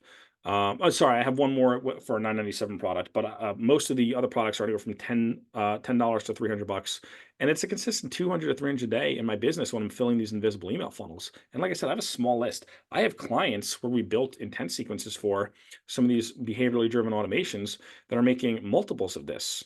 I mean, obviously they might have bigger lists, they might have different AOVs, those kind of things, but you can make a lot of money with automation, right? You might believe like, "Oh, I don't know if it'll work for me." Like, yes, it will. It's just if an email worked as a campaign, you could turn it into an automation and profit from it again and again and again. The email's not lost. It's not gone forever. Like here's one of my clients, Thomas from Amigo. We went in and beat their engagement metrics in their welcome flow by 14%. We doubled the amount of revenue coming through. It was an extra 5 figures worth of revenue from 7 emails that we did, right? For an e-commerce company, a decent sized e-commerce company. That's one sequence. One sequence we did, an extra 5 figures worth of revenue. Insane. Here's another success story. Russ Symes from Narrows Labs, supplement company.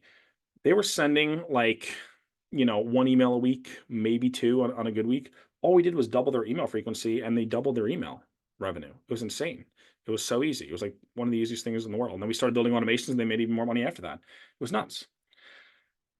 Thing is, with these sequences though, you got to know how to sell with email, right? You can't just write whatever you want and then, oh, it's just going to work. There is a bit of an art and science to this, and I want to show that to you. And that's what my new program, Write Yourself Rich, is about. So Write Yourself Rich is a brand new coaching program that I'm opening up literally right now. It's going to help you build a lean, high profit, low stress, 1 email a day style business, the business that I just outlined over the past hour or so. You might be thinking, is this for me? And here's what I tell people as a blanket statement. I don't care what you sell.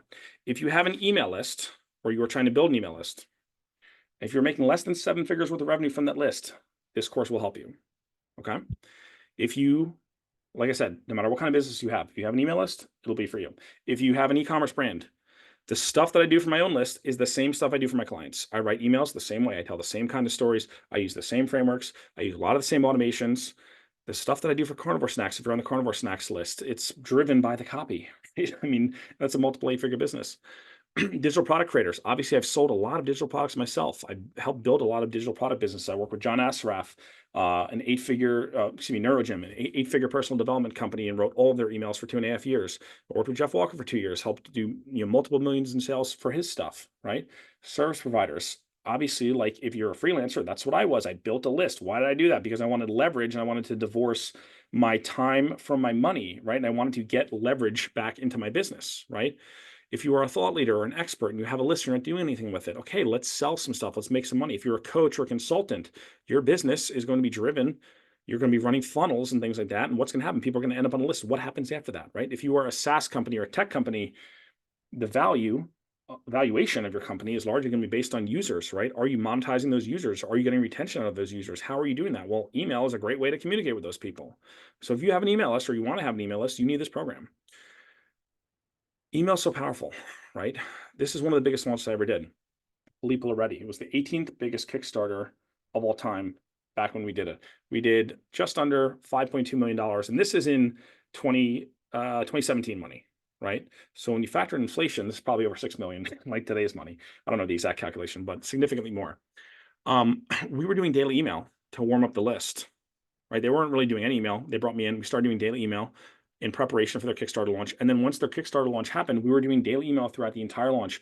And then after that ended, they continued to do daily email until they built this into a multiple 7-figure company. I don't even know what it does today. I haven't talked to them in a while, but they've sold millions and millions and millions of dollars worth of watches, right? First 5 emails we did, once they opened the card, did 100K in sales in the first 3 hours. Insane, right?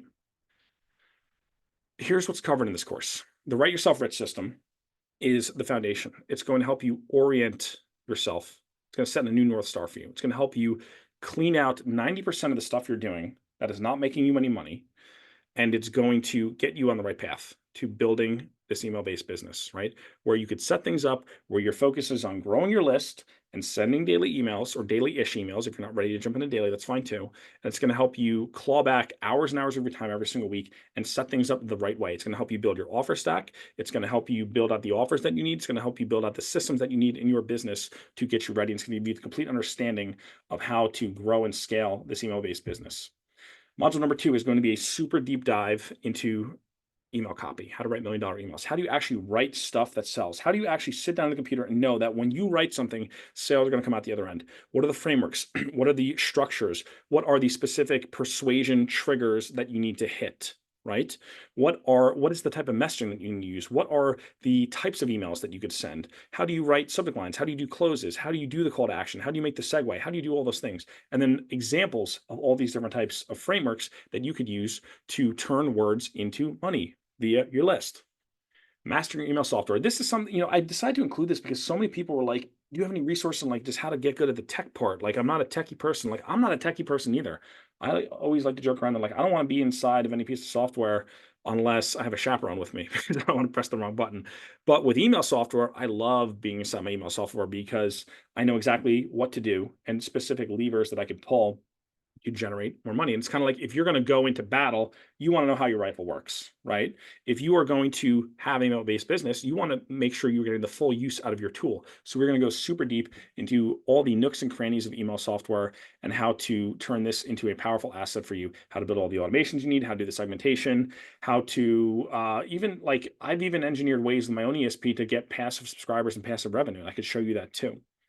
Module 4 is going to be about front-end offers and lead magnets, right? So this is going to be a big one because obviously, if you are trying to get more email subscribers, you need to have the right piece of bait on the hook to catch the right kind of fish, or whales, I should say, right?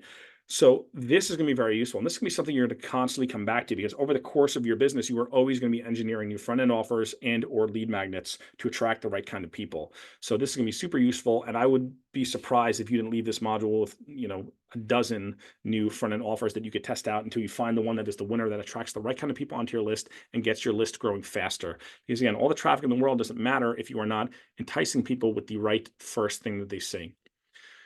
Module 5 is going to be a ton of case studies, templates, email breakdowns, both from my own list, from clients that I've written for all different kinds of huge brands. I'm going to show you the best of the best stuff that has worked and turn those into frameworks that you could use to model for your own business, or if you're doing this on behalf of clients for their businesses, that's going to shortcut your writing time substantially.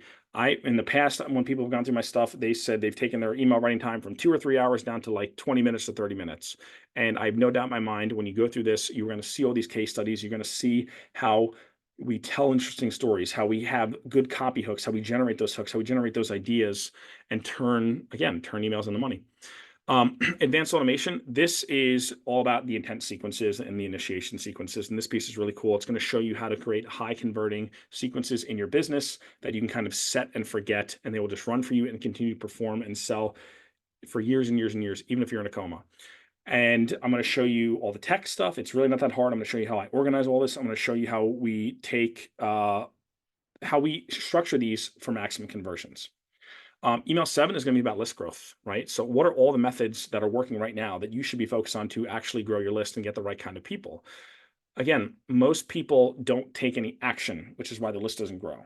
This is all about actually doing specific things that make the list grow, right? Not just sitting around passively saying, oh man, I hope I get some subscribers today. Oh man, traffic's down. I wonder what happened. No, I'm going to show you how to make sure the traffic never goes down. Make sure you're always engineering systems to continuously bring in people, even while you're away from your computer. And that's the thing. A lot of these can be set up and be run in a very leveraged way, in a very passive way. And then module 8 is about living the 1 email a day lifestyle. How do you actually turn this into a profitable, scalable, long-term thing where it's not just like, oh yeah, I sent 1 or 2 emails, but like, it worked, but how do I keep this up? Like, how do you engineer this so that this is easy, that the work that you're doing in your business decreases over time to where you get to that point where you can just write an email a day, where your list is growing, you have the right offers, you're selling, and you have a very leveraged way to do that and grow and scale that business. Also, special launch bonus, because this is the first time I'm ever publicly offering this. I'm going to be doing 8 weeks of live coaching calls. And I was kind of hesitant. I was like, I don't know if I want to commit the time for this. It's a lot of my time, but I want to make sure that you kick ass with this. I don't want to just give you a bunch of stuff and say, hey, good luck. I want to make sure you actually get the outcomes that you want out of this, and you actually generate the revenue that you want from your list. So I'm going to be doing 8 weekly live coaching calls with me where we're going to review your stuff. We could look at your emails. We could look at your drafts. We could concept ideas. We could talk about your lead magnets. We could talk about, your ESP. We could talk about everything in your business and redesign everything so that you make more sales and you are able to generate the kind of revenue and have the kind of security and stability that you want. Now, in case you need one more piece of proof that, oh my gosh, my stuff is actually kind of good, people kind of like it. Here's Russell Brunson. What do you notice on his desk? This is my print newsletter, right? My stuff works. Some of the top people in the internet marketing space aren't for me, right? The reason I'm including this is because this might be your first time you've ever been on a webinar with me. This might be your first experience with me. You're probably like, who is this guy? Is this guy legit? I don't know. Maybe a little bit, right? I mean, possibly. What's the investment? That's a big question on everyone's mind. So my last coaching program that I did, when I did a group coaching program, and I ran one for 2 years previously, it's $5,500 to get in per seat.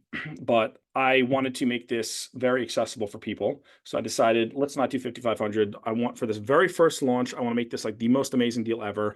And I figured like, okay, if I'm going to be spending 8 weeks with people and looking at their copy, based on what I charge for clients, I think $3,000 for this kind of group coaching would be fair. But I said, why don't we just make it crazy? And so I said, okay, what about 1997? There's a lot of coaching programs. You got all these other big guru people out there. They sell everything for 1997. That's always the number. And I think that that's fair. I think that if you take the system and you have an email list and you start sending emails, it's incredibly easy to make that much money. I mean, one of my clients the other day, he spent 10 minutes writing an email. He made $2,000 in sales. That gave him a $12,000 effective hourly rate on that time with one email, 10 minutes to write. He was able to make this, right? But I'm not going to charge that. It's only one payment of $997. This is special launch pricing, which means when the cart closes, the cart will close on October 25th, Friday night at midnight. And after that, you will not be able to get in. This cohort is going to kick off the following week after that. And we were going to begin the live coaching calls. If you want to join, you can go to orze.co/writeyourselfrich. That is the URL. I will drop it in right here. Let me just grab the link, pop it into the chat real quick, and head back in. Here you go. Okay. But wait, there's more. Before you join, there's a few more things. So, like I said, this is a live coaching program, which means we're not starting the first class on the 30th, but I need to know if you're in by the 25th, obviously. I am including some bonuses. And what I'm doing with all of these is I'm dripping them out. So when you get in, the first module is going to launch on 10/17, which is what's today? Today's Tuesday, so that's Thursday. The first module will drop. Um, After that, I will be dripping out one module a week plus one bonus a week. And here's the bonuses. So the first bonus is subject line masterclass. Everyone wants to know how to write good subject lines. How do you stand out in the inbox? This is going to go in depth into my best subject line writing frameworks. And it's radically different than most of the other stuff you've seen on subject line writing. Excuse me. My jersey's coming out. I'm talking a little bit too fast. I got to slow it down. So this is a free bonus. Another free bonus. I've learned a lot growing my business, selling, multiple millions of dollars of my own stuff, let alone for my clients. And I want, things from overcoming specific money blocks, things from just general business philosophy, hard fought lessons that I've learned, mistakes that I made that I don't want you to ever make. I have this training, which is going to go into all of that. So it's a bit mindset. It's a bit learn from my mistakes and don't make the same mistakes and save yourself a lot of money and save yourself a lot of stupid tax. So this is another one. Segmentation masterclass. Every week I have someone ask me about segmentation. I said, I finally just got to sit down and record a training on segmentation so people can stop asking me this question. And so you can learn how to segment your list, how to find pockets of people who are higher value, who might be ready to buy specific products at a certain time, people who might need a bit more nurturing, people who are high value versus low value. And I'm going to go into all of that, how I think through segmentation for my own list and for my clients. Launch magic. So I really think that this is actually worth the entire course itself. Because if you can do an email launch successfully, like just email, like not worrying about webinars or, 4-part video series or all this other crazy stuff, like you can do launches on a monthly basis and generate a ton of cash in a very short amount of time from your list with your existing products just by writing really awesome emails. So that's what this bonus is going to go into. This one's really cool. One of the objections people sometimes tell me is like, oh man, writing an email every day, that sounds like a lot. I'm like, what if I gave you 365 email ideas that you could, you don't have to use them all if you don't want to, but you have 365 email ideas. You can pick one every single day and use that as a story starter. Like when I was a teacher and I taught writing, when I taught English language arts in the elementary school, we used these things all the time. It wasn't the same, obviously, but you'd start with a prompt, a story starter. And you say, okay, tell me a story about blah, blah, blah. And oh, okay, yeah, I can tell you a story about that. And then people would start writing. And it was the most amazing thing to see because, some of my students would be stuck. They'd be staring at a blank page. I'd give them the prompt and they'd be off to the races. In minutes, words would just start flowing out. So that's what this is going to do for you.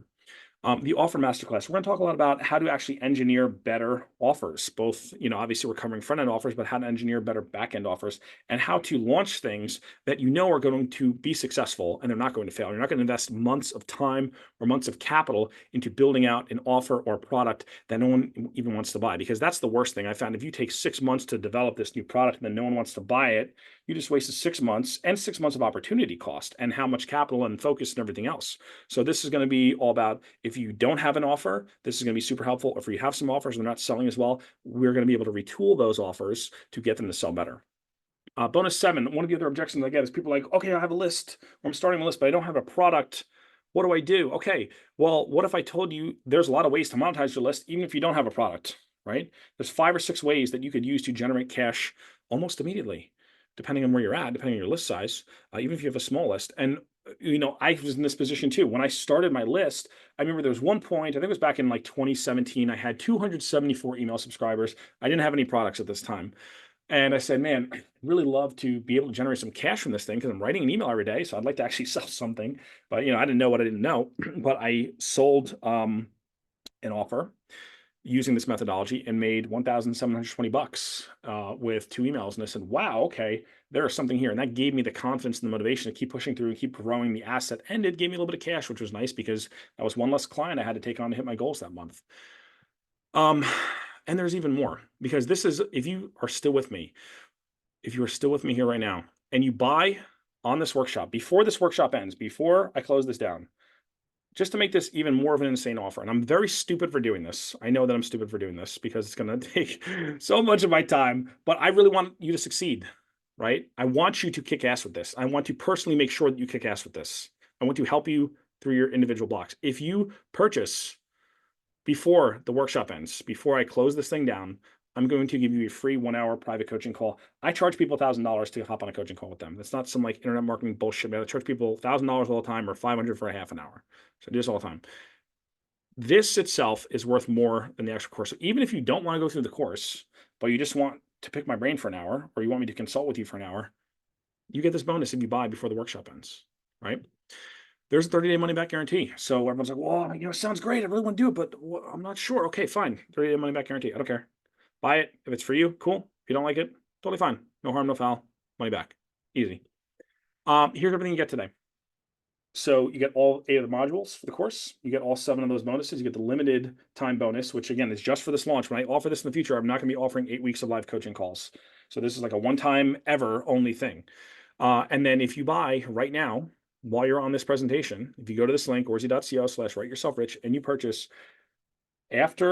obviously after I get off, let me catch my breath. I'm going to send you an email with a link this week, probably maybe tomorrow. I'll set this up tomorrow, the next day. And I'll send that email and you'll be able to schedule the 1 hour call with me, private 1 hour coaching call, $1,000 value. So that is everything. What questions do we have? I'm going to go to the chat because I've not looked at the chat one time. I'm sure there's a whole bunch of stuff in here. Do we have questions? I'm going to pop that link in here again. Feel free to pop them into the Q&A. If you put them in the chat, a lot of people in here, I might not see it. Do we offer a payment plan? No, at this time we do not have a payment plan. It's just a one-time $9.97 fee. What other questions do we have? I have no list. Will this work for me? Here's what I tell people. This is kind of like a scalable system, right? Like I'm going to show you how to launch your list from scratch. And in fact, I actually already did in this webinar. Like you saw that email writing demo, the thing I posted on Twitter or X, whatever it's called. Like you could do that today. You could literally look at your Google Drive, or you could record a video as soon as you get off of this and say, hey, I'm going to test out a lead magnet and put this out on social and say, hey, I'm doing this thing. It's free. If you want it, just, like this post and I'll send you a link to go get it and then attach to a squeeze page and boom, you have a list. So yeah, I know like it's going to work. But what I tell people is like, the further are you up the mountain, the closer you are to the summit, right? If you don't have a list, but you want to have a list and you want to have this kind of business, this is going to show you everything you need to do. Okay. The link is right here. So it's really up to you, but I knew like from when I first started working with clients, I said, hey, this is cool, but I would love to have my own list one day. So I started buying everything that I found on list building until I had a list. And then that's what we did. Chris, what platform do you recommend for managing your email list? It really depends on what you sell. If you sell like digital products or services, I think ConvertKit or Kit, it's now called, is great. That's my favorite. There's other good ones. I like that one the best. If you're, Klaviyo is a popular e-commerce one. SaaS, they might have their own specific ones. I don't do a ton of stuff inside the ESPs for SaaSes usually, but for most people, ConvertKit's probably a good option. What other questions do we have here? What time are the cohort calls? So they will be at Wednesdays at 1 p.m. Eastern time. And I know this is the hard thing, right? Because I have people all around the world watching this right now, and people are going to be joining from all around the world. So it's like, how do you accommodate everyone? What I tell people with the live coaching is like, if you can make it, awesome. If you cannot make it, the calls will be recorded. You are more than welcome to send in questions before, or if you watch it and you had a question that came up afterwards, you could always send it to me and I'll answer via email. It's not a huge deal. Where do you click to buy? This is the link right here. I'll pop it in right there. Do I still use SparkLube? Yes, I do. And actually that's integrated with ConvertKit now, which is pretty nice. And that's one of the things I go over. And that's one of the ways that we're able to generate not only passive email subscribers, but also passive income by literally doing nothing, just having that hooked up, which is pretty cool. Not sure how I can use this as the owner of a modeling agency. There's so many rules and laws about asking talent for money. I just want to attract better talent for my roster for a higher booking rate. Again, it just depends on I haven't done a ton, or actually, I don't know if I've done anything in the modeling industry, but are you able to advertise to get people onto a list and then offer them opportunities? If you have a specific question, want to give me some more context, you can always shoot me an email and just give me some more context and we can talk and see if it's right for you. Let's see. What skill level would you say this course is targeted at? I don't know if I want to sit through an offer creation, training, lead magnet. What percentage is tech automation? I mean, it's skill level, like it covers everything, you know? So if you feel like you already know something, like if you're like, oh, I'm a master of my ESP, then you can just skip that module, you know, and there's a lot of valuable stuff in there. What I've found is I work with companies all the time. I've worked with 8-figure companies who don't know what the hell they're doing with email, right? And they're reaching out to me because they're like, we need an email strategy. We have no idea what we're doing. So I get the whole like, oh, well, I don't want newbie stuff. I'm like, hey, I don't blame you at all. But what I found is I've worked with small companies who are really dialed in. I've worked with huge clients who have absolutely no idea what the hell they're doing. And they come to me because I do know what I'm doing and they just want me to show them. Can I run my business idea with you for my one-on-one hour coaching call? Yeah, absolutely. That's what it's for. Excuse me. What else? Let me just see a lot of comments coming in. Hold on one second. Let me expand this, make this bigger. Um, uh,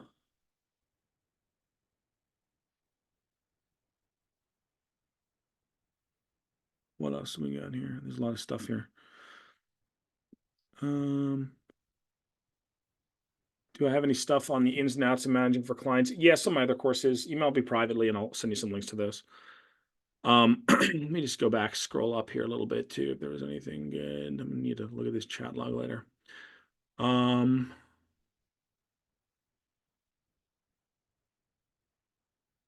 let's see what else we got. I'm starting from zero, no list. Is this for me? Yeah, I mean, if you want to have a list and you want to grow your list, this will help you, right? Is it better if you have a list? Of course it is. If you have 10 profitable, front end funnels running and 1 million people, like it's going to work even better, right? What happens is like if you want to have a list and you want to grow your list, you obviously need to make sure you're focusing on doing the right things from the start, right? You need to know how to grow your list, how to design front end offers. You need to know how to mail these people once they're there. You need to know how to use your email software and segment people the right way and do launches and these kind of things and how to actually monetize it. That's what this course teaches. So again, if you don't have a list, you could launch your list this afternoon. You could launch your list in the next 20 minutes if you want.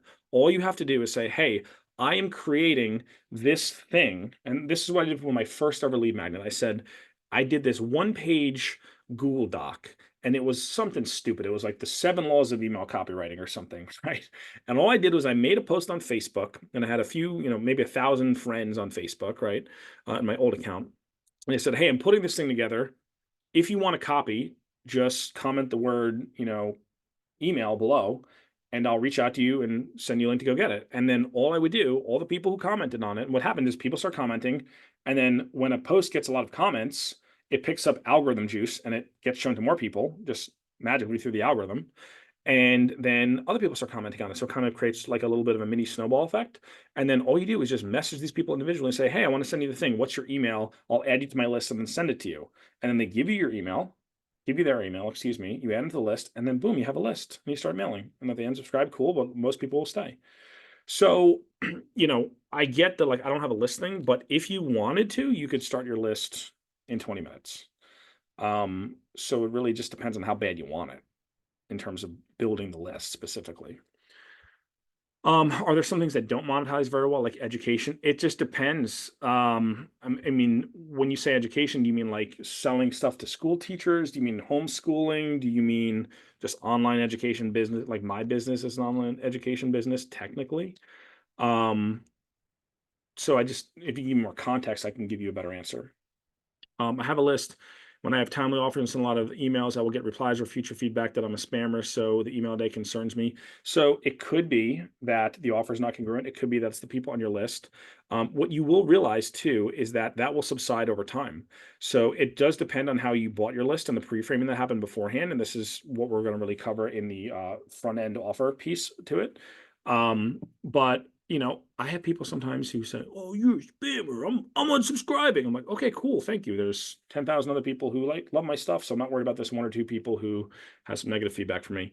But the funny thing is, like, you're gonna have that no matter what. Like, if you run ads on any platform, there's gonna be people talking smack to you. I've done this in so many industries. I've not found an industry where we've run ads to strangers and had people not talk smack. It's just the internet. This is what people do. Um, what I've noticed is that daily email is a great filter. So the right people wind up staying because they love your stuff. And then the people who don't like you for any reason, who were never going to buy from you in the first place, end up leaving. What's included in the 8 weeks of live coaching calls? Uh, it's 8 Zoom calls with me. Um, we're going to talk about the course. We're going to answer your questions. Look at your copy if you want me to. Fairly straightforward. Yeah, Dirty Dog's a one-on-one client. They're a private mentorship client. And if you are interested in private mentorship and private consulting with me, you could always reach out if you'd rather just do that. Some people are at the level where they're like, hey, I just want to pay Chris and work with him directly instead of going through a course. That's totally cool too. Just shoot me an email. Um, will this course mainly be focused on selling virtual products, or does it apply equally to brick and mortar selling services? So again, it's like if you're using the internet as a marketing medium or marketing system, it will apply to you. So, if you are running ads online and you're generating leads, what's happening to those leads, right? You call them up, you close a certain percentage. What happens to the emails, right? Do you never follow up with them? You have an opportunity to follow up with them and sell them stuff. My plumber, actually, I'm on like 3 plumbers list. I don't know how this happened, but my main plumber sends me a daily email. They're not very good, but they still send me a daily email every single day. It's amazing. This started happening. They probably started doing this over the summer or maybe in the spring. They send me a daily email and they're a plumber. Like, how often do you need a plumber? But they still send a daily email, right? And guess what? They're top of mind because we had an issue recently. And guess who I called? The person sending me the daily email. So again, it just depends what the service is, and depends on if you want to use email as a medium for the business. I found a book a call app a couple days ago and completely didn't hear back. What's the best way to shoot me an email, chris@theemailcopywriter.com. And yeah, if you sent me an email about working one-on-one, I just haven't gotten back just because I've been preparing for this workshop. So let me drop that link again in here, excuse me. Sorry. When you talk for an hour and a half, your throat gets a little dry. You need to take a drink of water. Hold on.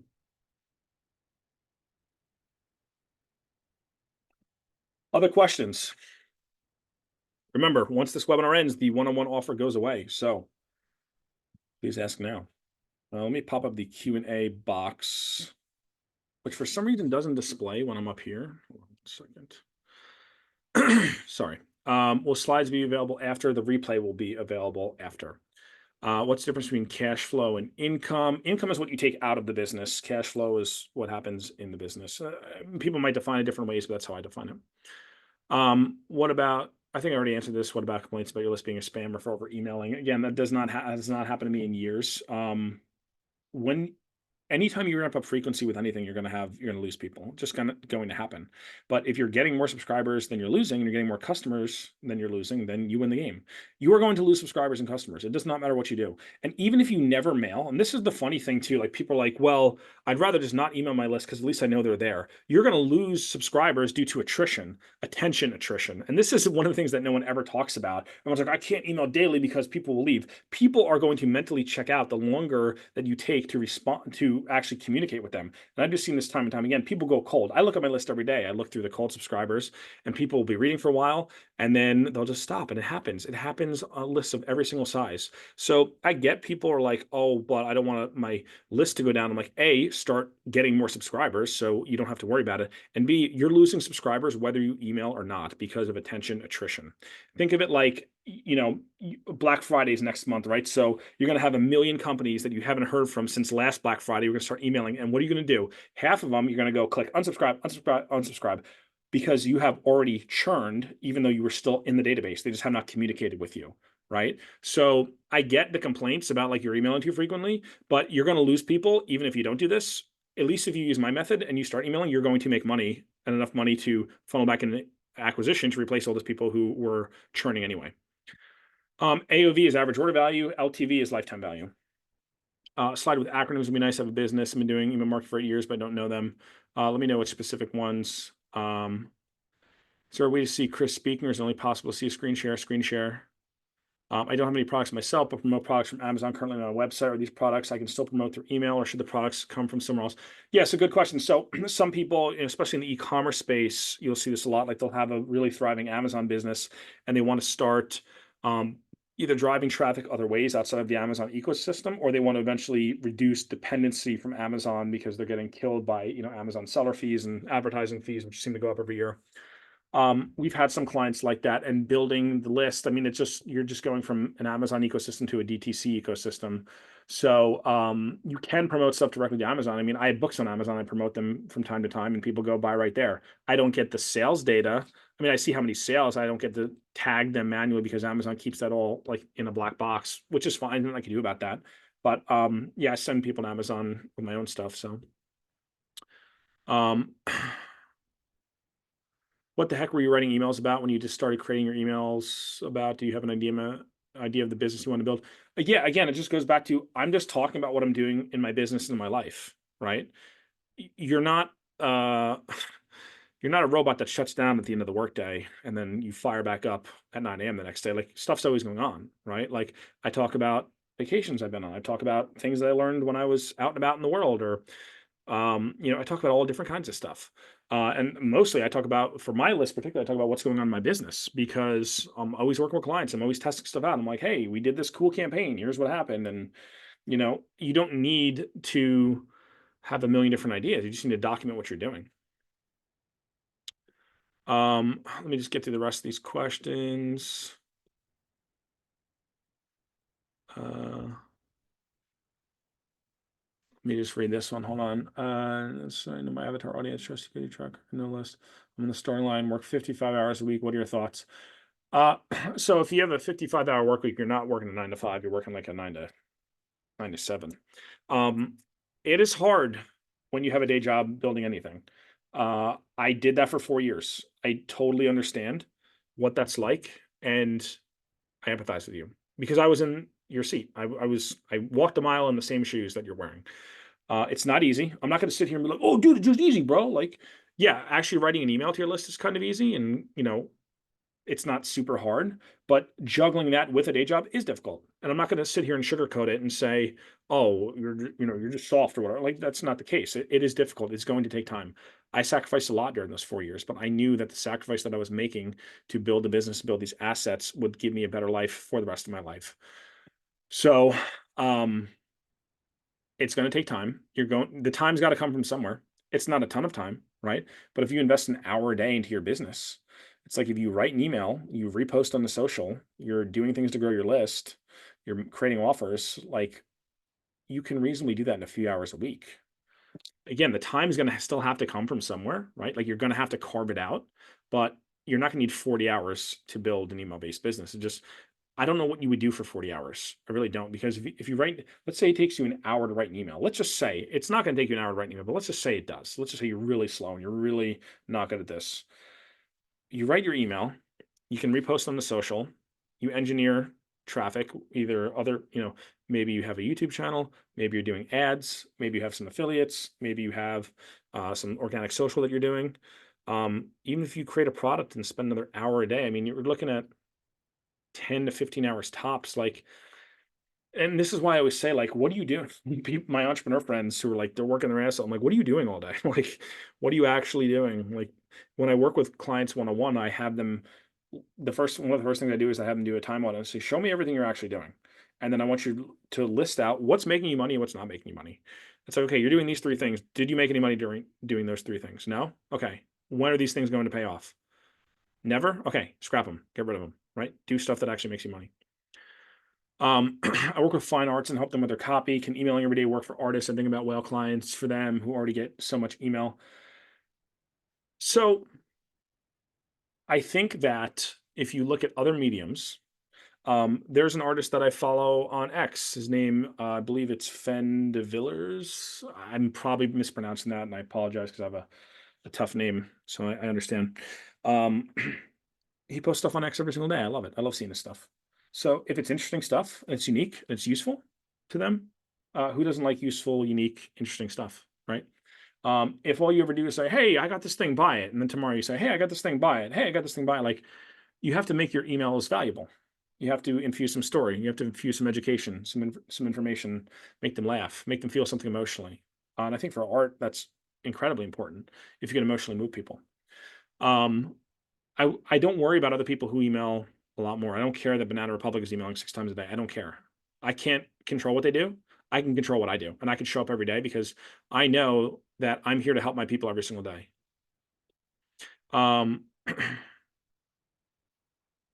I've already done the email list question. What is the best way to start an email list organically? I already mentioned that one. Um, am I hiring cooperators? Not at the time.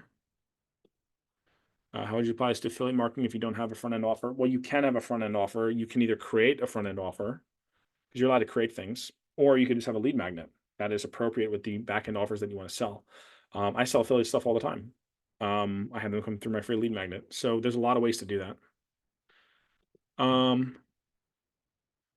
how does something like a one-man service like translating make money from an email list other than just getting more customers to get more work? Uh, I, I'm not sure I understand what you mean by translating. Could you be more specific and I give you a better answer? I just want to make sure I understand so I don't give you the wrong answer. Um, best way to resume a daily email, have it with a cold list, have them on the let's reconnect sequence, then move them to a daily sequence. Yeah. So I actually just filmed a video about like answering this exact question. I'm not giving you the shove off, Alberto. There is a good video that I filmed. It's under 10 minutes long. I kind of walk through this, but I'll give you the quick and dirty version. If you haven't emailed your list in a while, um, if it's 8 years, it's gonna be a little bit tougher than if it was 8 months, obviously, right? But all you have to do is say, like, hey, so sorry. I've been super busy doing X, Y, and Z. I realize I haven't emailed in a while. And then I start emailing again. I'm going to share some cool stuff over the next few days and hope you stick around. And then you just resume as normal.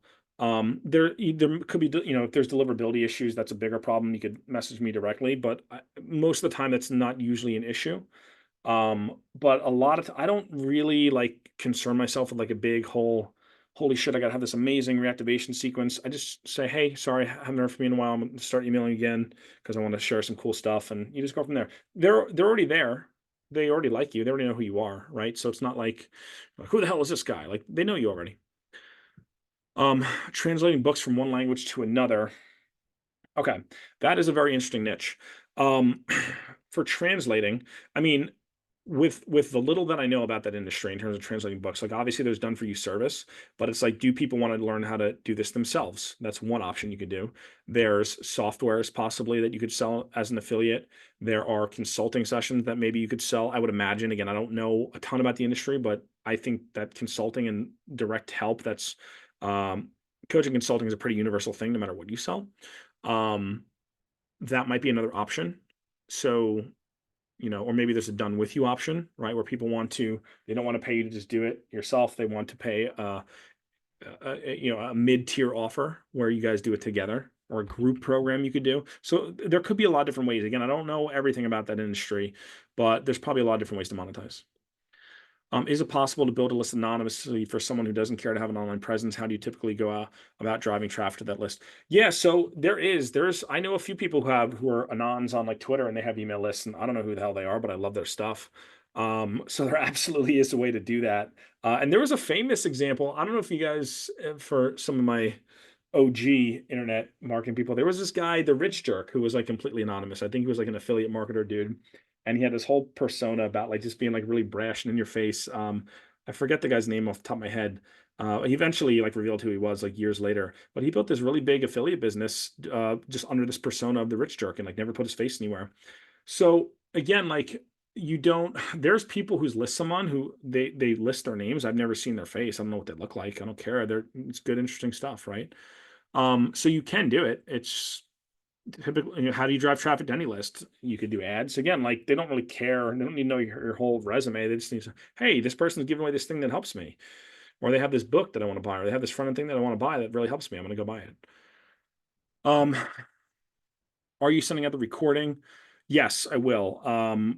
After this, I'm going to probably go to the bathroom and take a drink of water and eat dinner and just decompress. The recording has to buffer because this is a bit of a long one. So probably later tonight, I'll pop back on the computer and put it onto a page somewhere, and then I'll send it out. So just give me a few hours. It'll go out. Just give me a little bit of time. How often you list clean / remove people from your list? How do you decide who to remove? Is it just time since open / click? If yes, how long is your cutoff to remove people from your list? 6 months, no opens. So with ConvertKit, my one gripe about ConvertKit, I love the tool, amazing support. I love it so much. I'll never switch from it.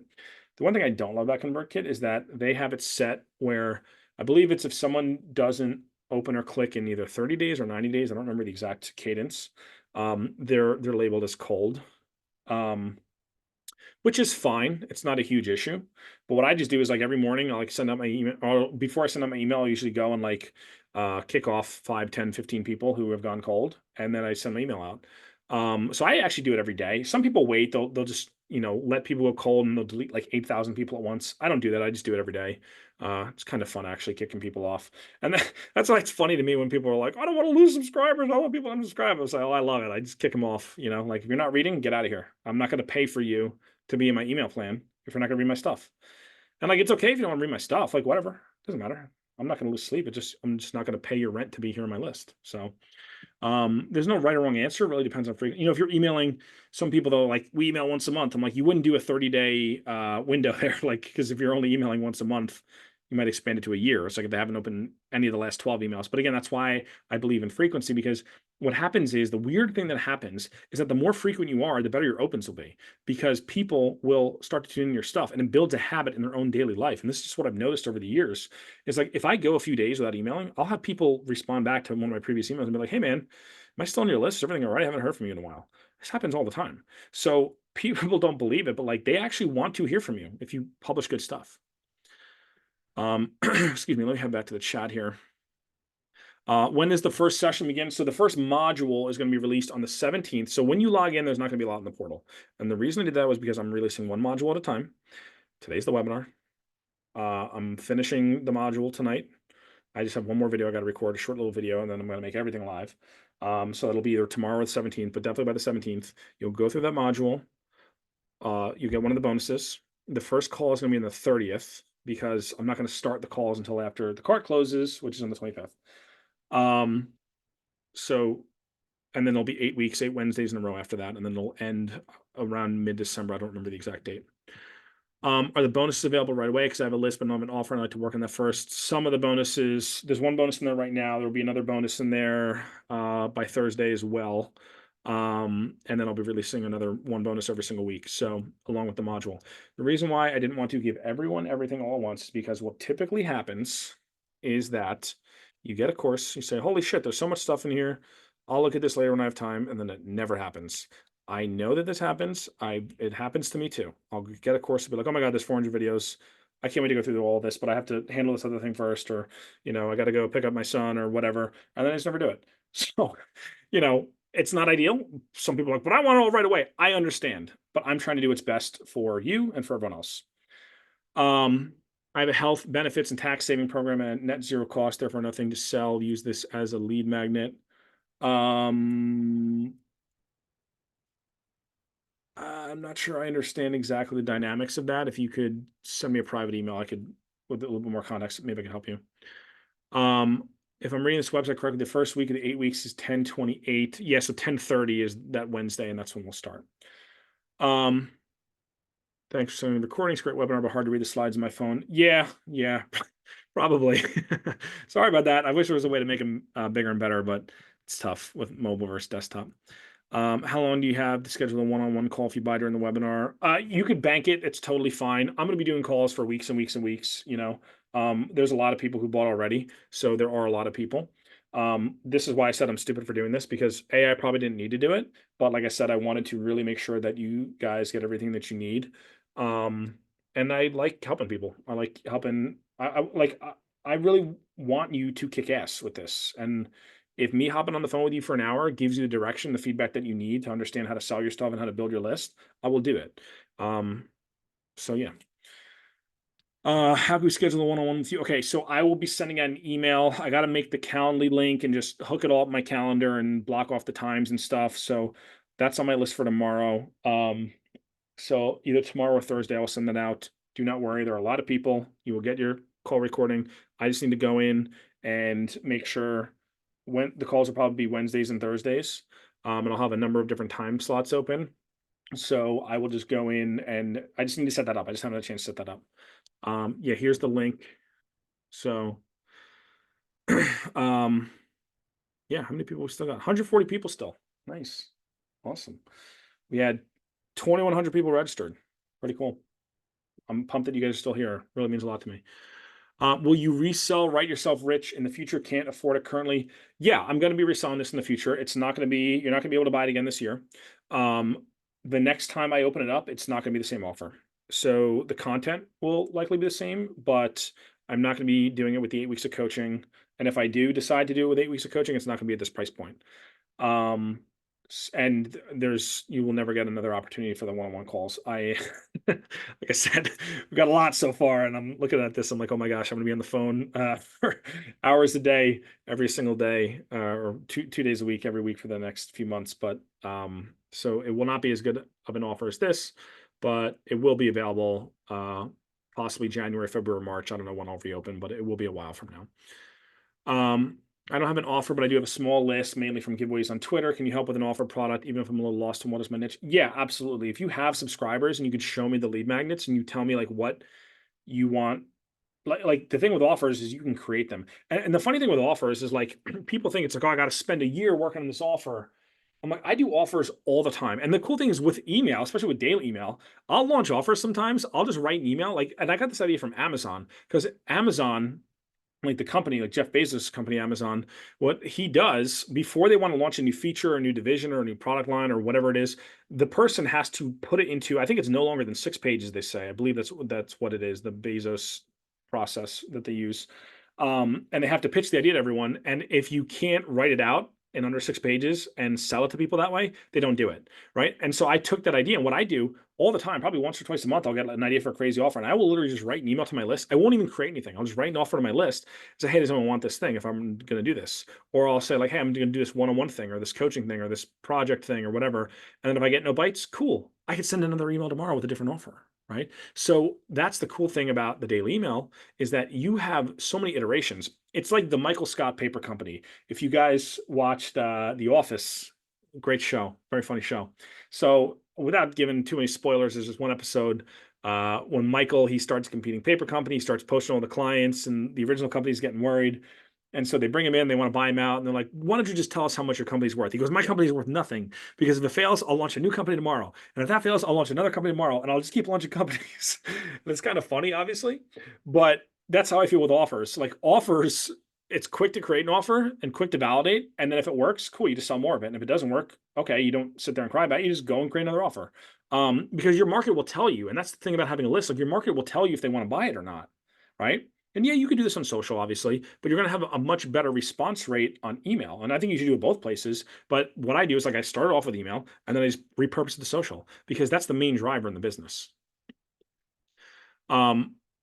If you purchase before the call from an affiliate before the webinar, do you qualify for the call? Yes, you do. Yeah, you do. That's fine. What time live calls will be 1 p.m. Eastern time on Wednesdays. Cool. All right. I guess this is like last chance. I don't see any other questions. Here's the link one more time. I'm going to shut it down. I'll stay on for like another 2 minutes. Last chance while we are still here. If you have not already bought this, last chance to buy a question. Last chance for the one-on-one offer, one-on-one coaching call offer, which is more valuable than the program itself. Because I actually charge people more than the course itself for that. And I'm giving it to you for free. Excuse me. Sorry. I keep clearing my throat. Any other questions? Last chance. This is your last chance. Again, the cart will still be open if you need to think about it. It's okay. I know you go on to you see promotions and it's like life or death. It's not life or death, right? If you want to join, you think this is right for you, then join. If not, if you can't make it, it's okay. It'll be there in the future. It's not going to be as good as this, obviously. I mean, I have to give you some incentive, right? But if you think it's right for you, cool. And if you want the coaching call, then join now. If you don't need the coaching call, you will still get the 8 group coaching calls. That's the thing. Like, you are going to be getting so much coaching. You are going to be sick and tired of me. No, you won't. Hopefully not. But yeah, so that's it.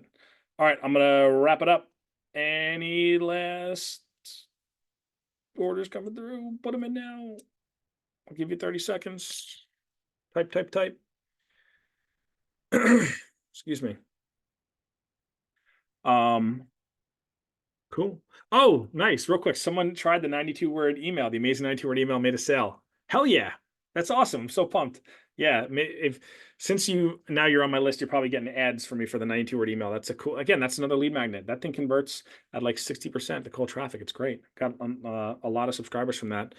And it's easy. I mean, it took me an hour to do that, to literally create the thing and set up the squeeze page and then run the ad. I only spend like $10 a day on that. I need to retool the back end funnel to get it a little more profitable, but it is recouping about 40% of the ad spend. So again, like that email is an email that I've used dozens of times, and I just turned it into I turned it into an asset for myself, into a front end offer for the right kind of people I want in my business. This is what I mean. Like, this is not hard stuff. You just have to do something. Okay. Are you going to answer questions only on the live calls or maybe by email? Yeah, if you can, like I said, if you cannot make a call, you can email me. It's no big deal. I'm not going to be like, sorry, you didn't make it, bro. I'm here to help you. I want you to kick ass. I want you to succeed with this. So if you have a question, type it out, send it to me, and then I can either record you like a Loom video or just answer back via, text. All right, cool. Thanks so much, guys. I'm gonna wrap it here, and you guys kick ass, and thank you so much for being here. Later. Um, last question. Are you gonna do any voice training for the Jersey Angry Voice guy? You're all gonna be speaking Angry Jersey by the time by the time I'm done with you. All right, awesome. Thanks again, guys. Later.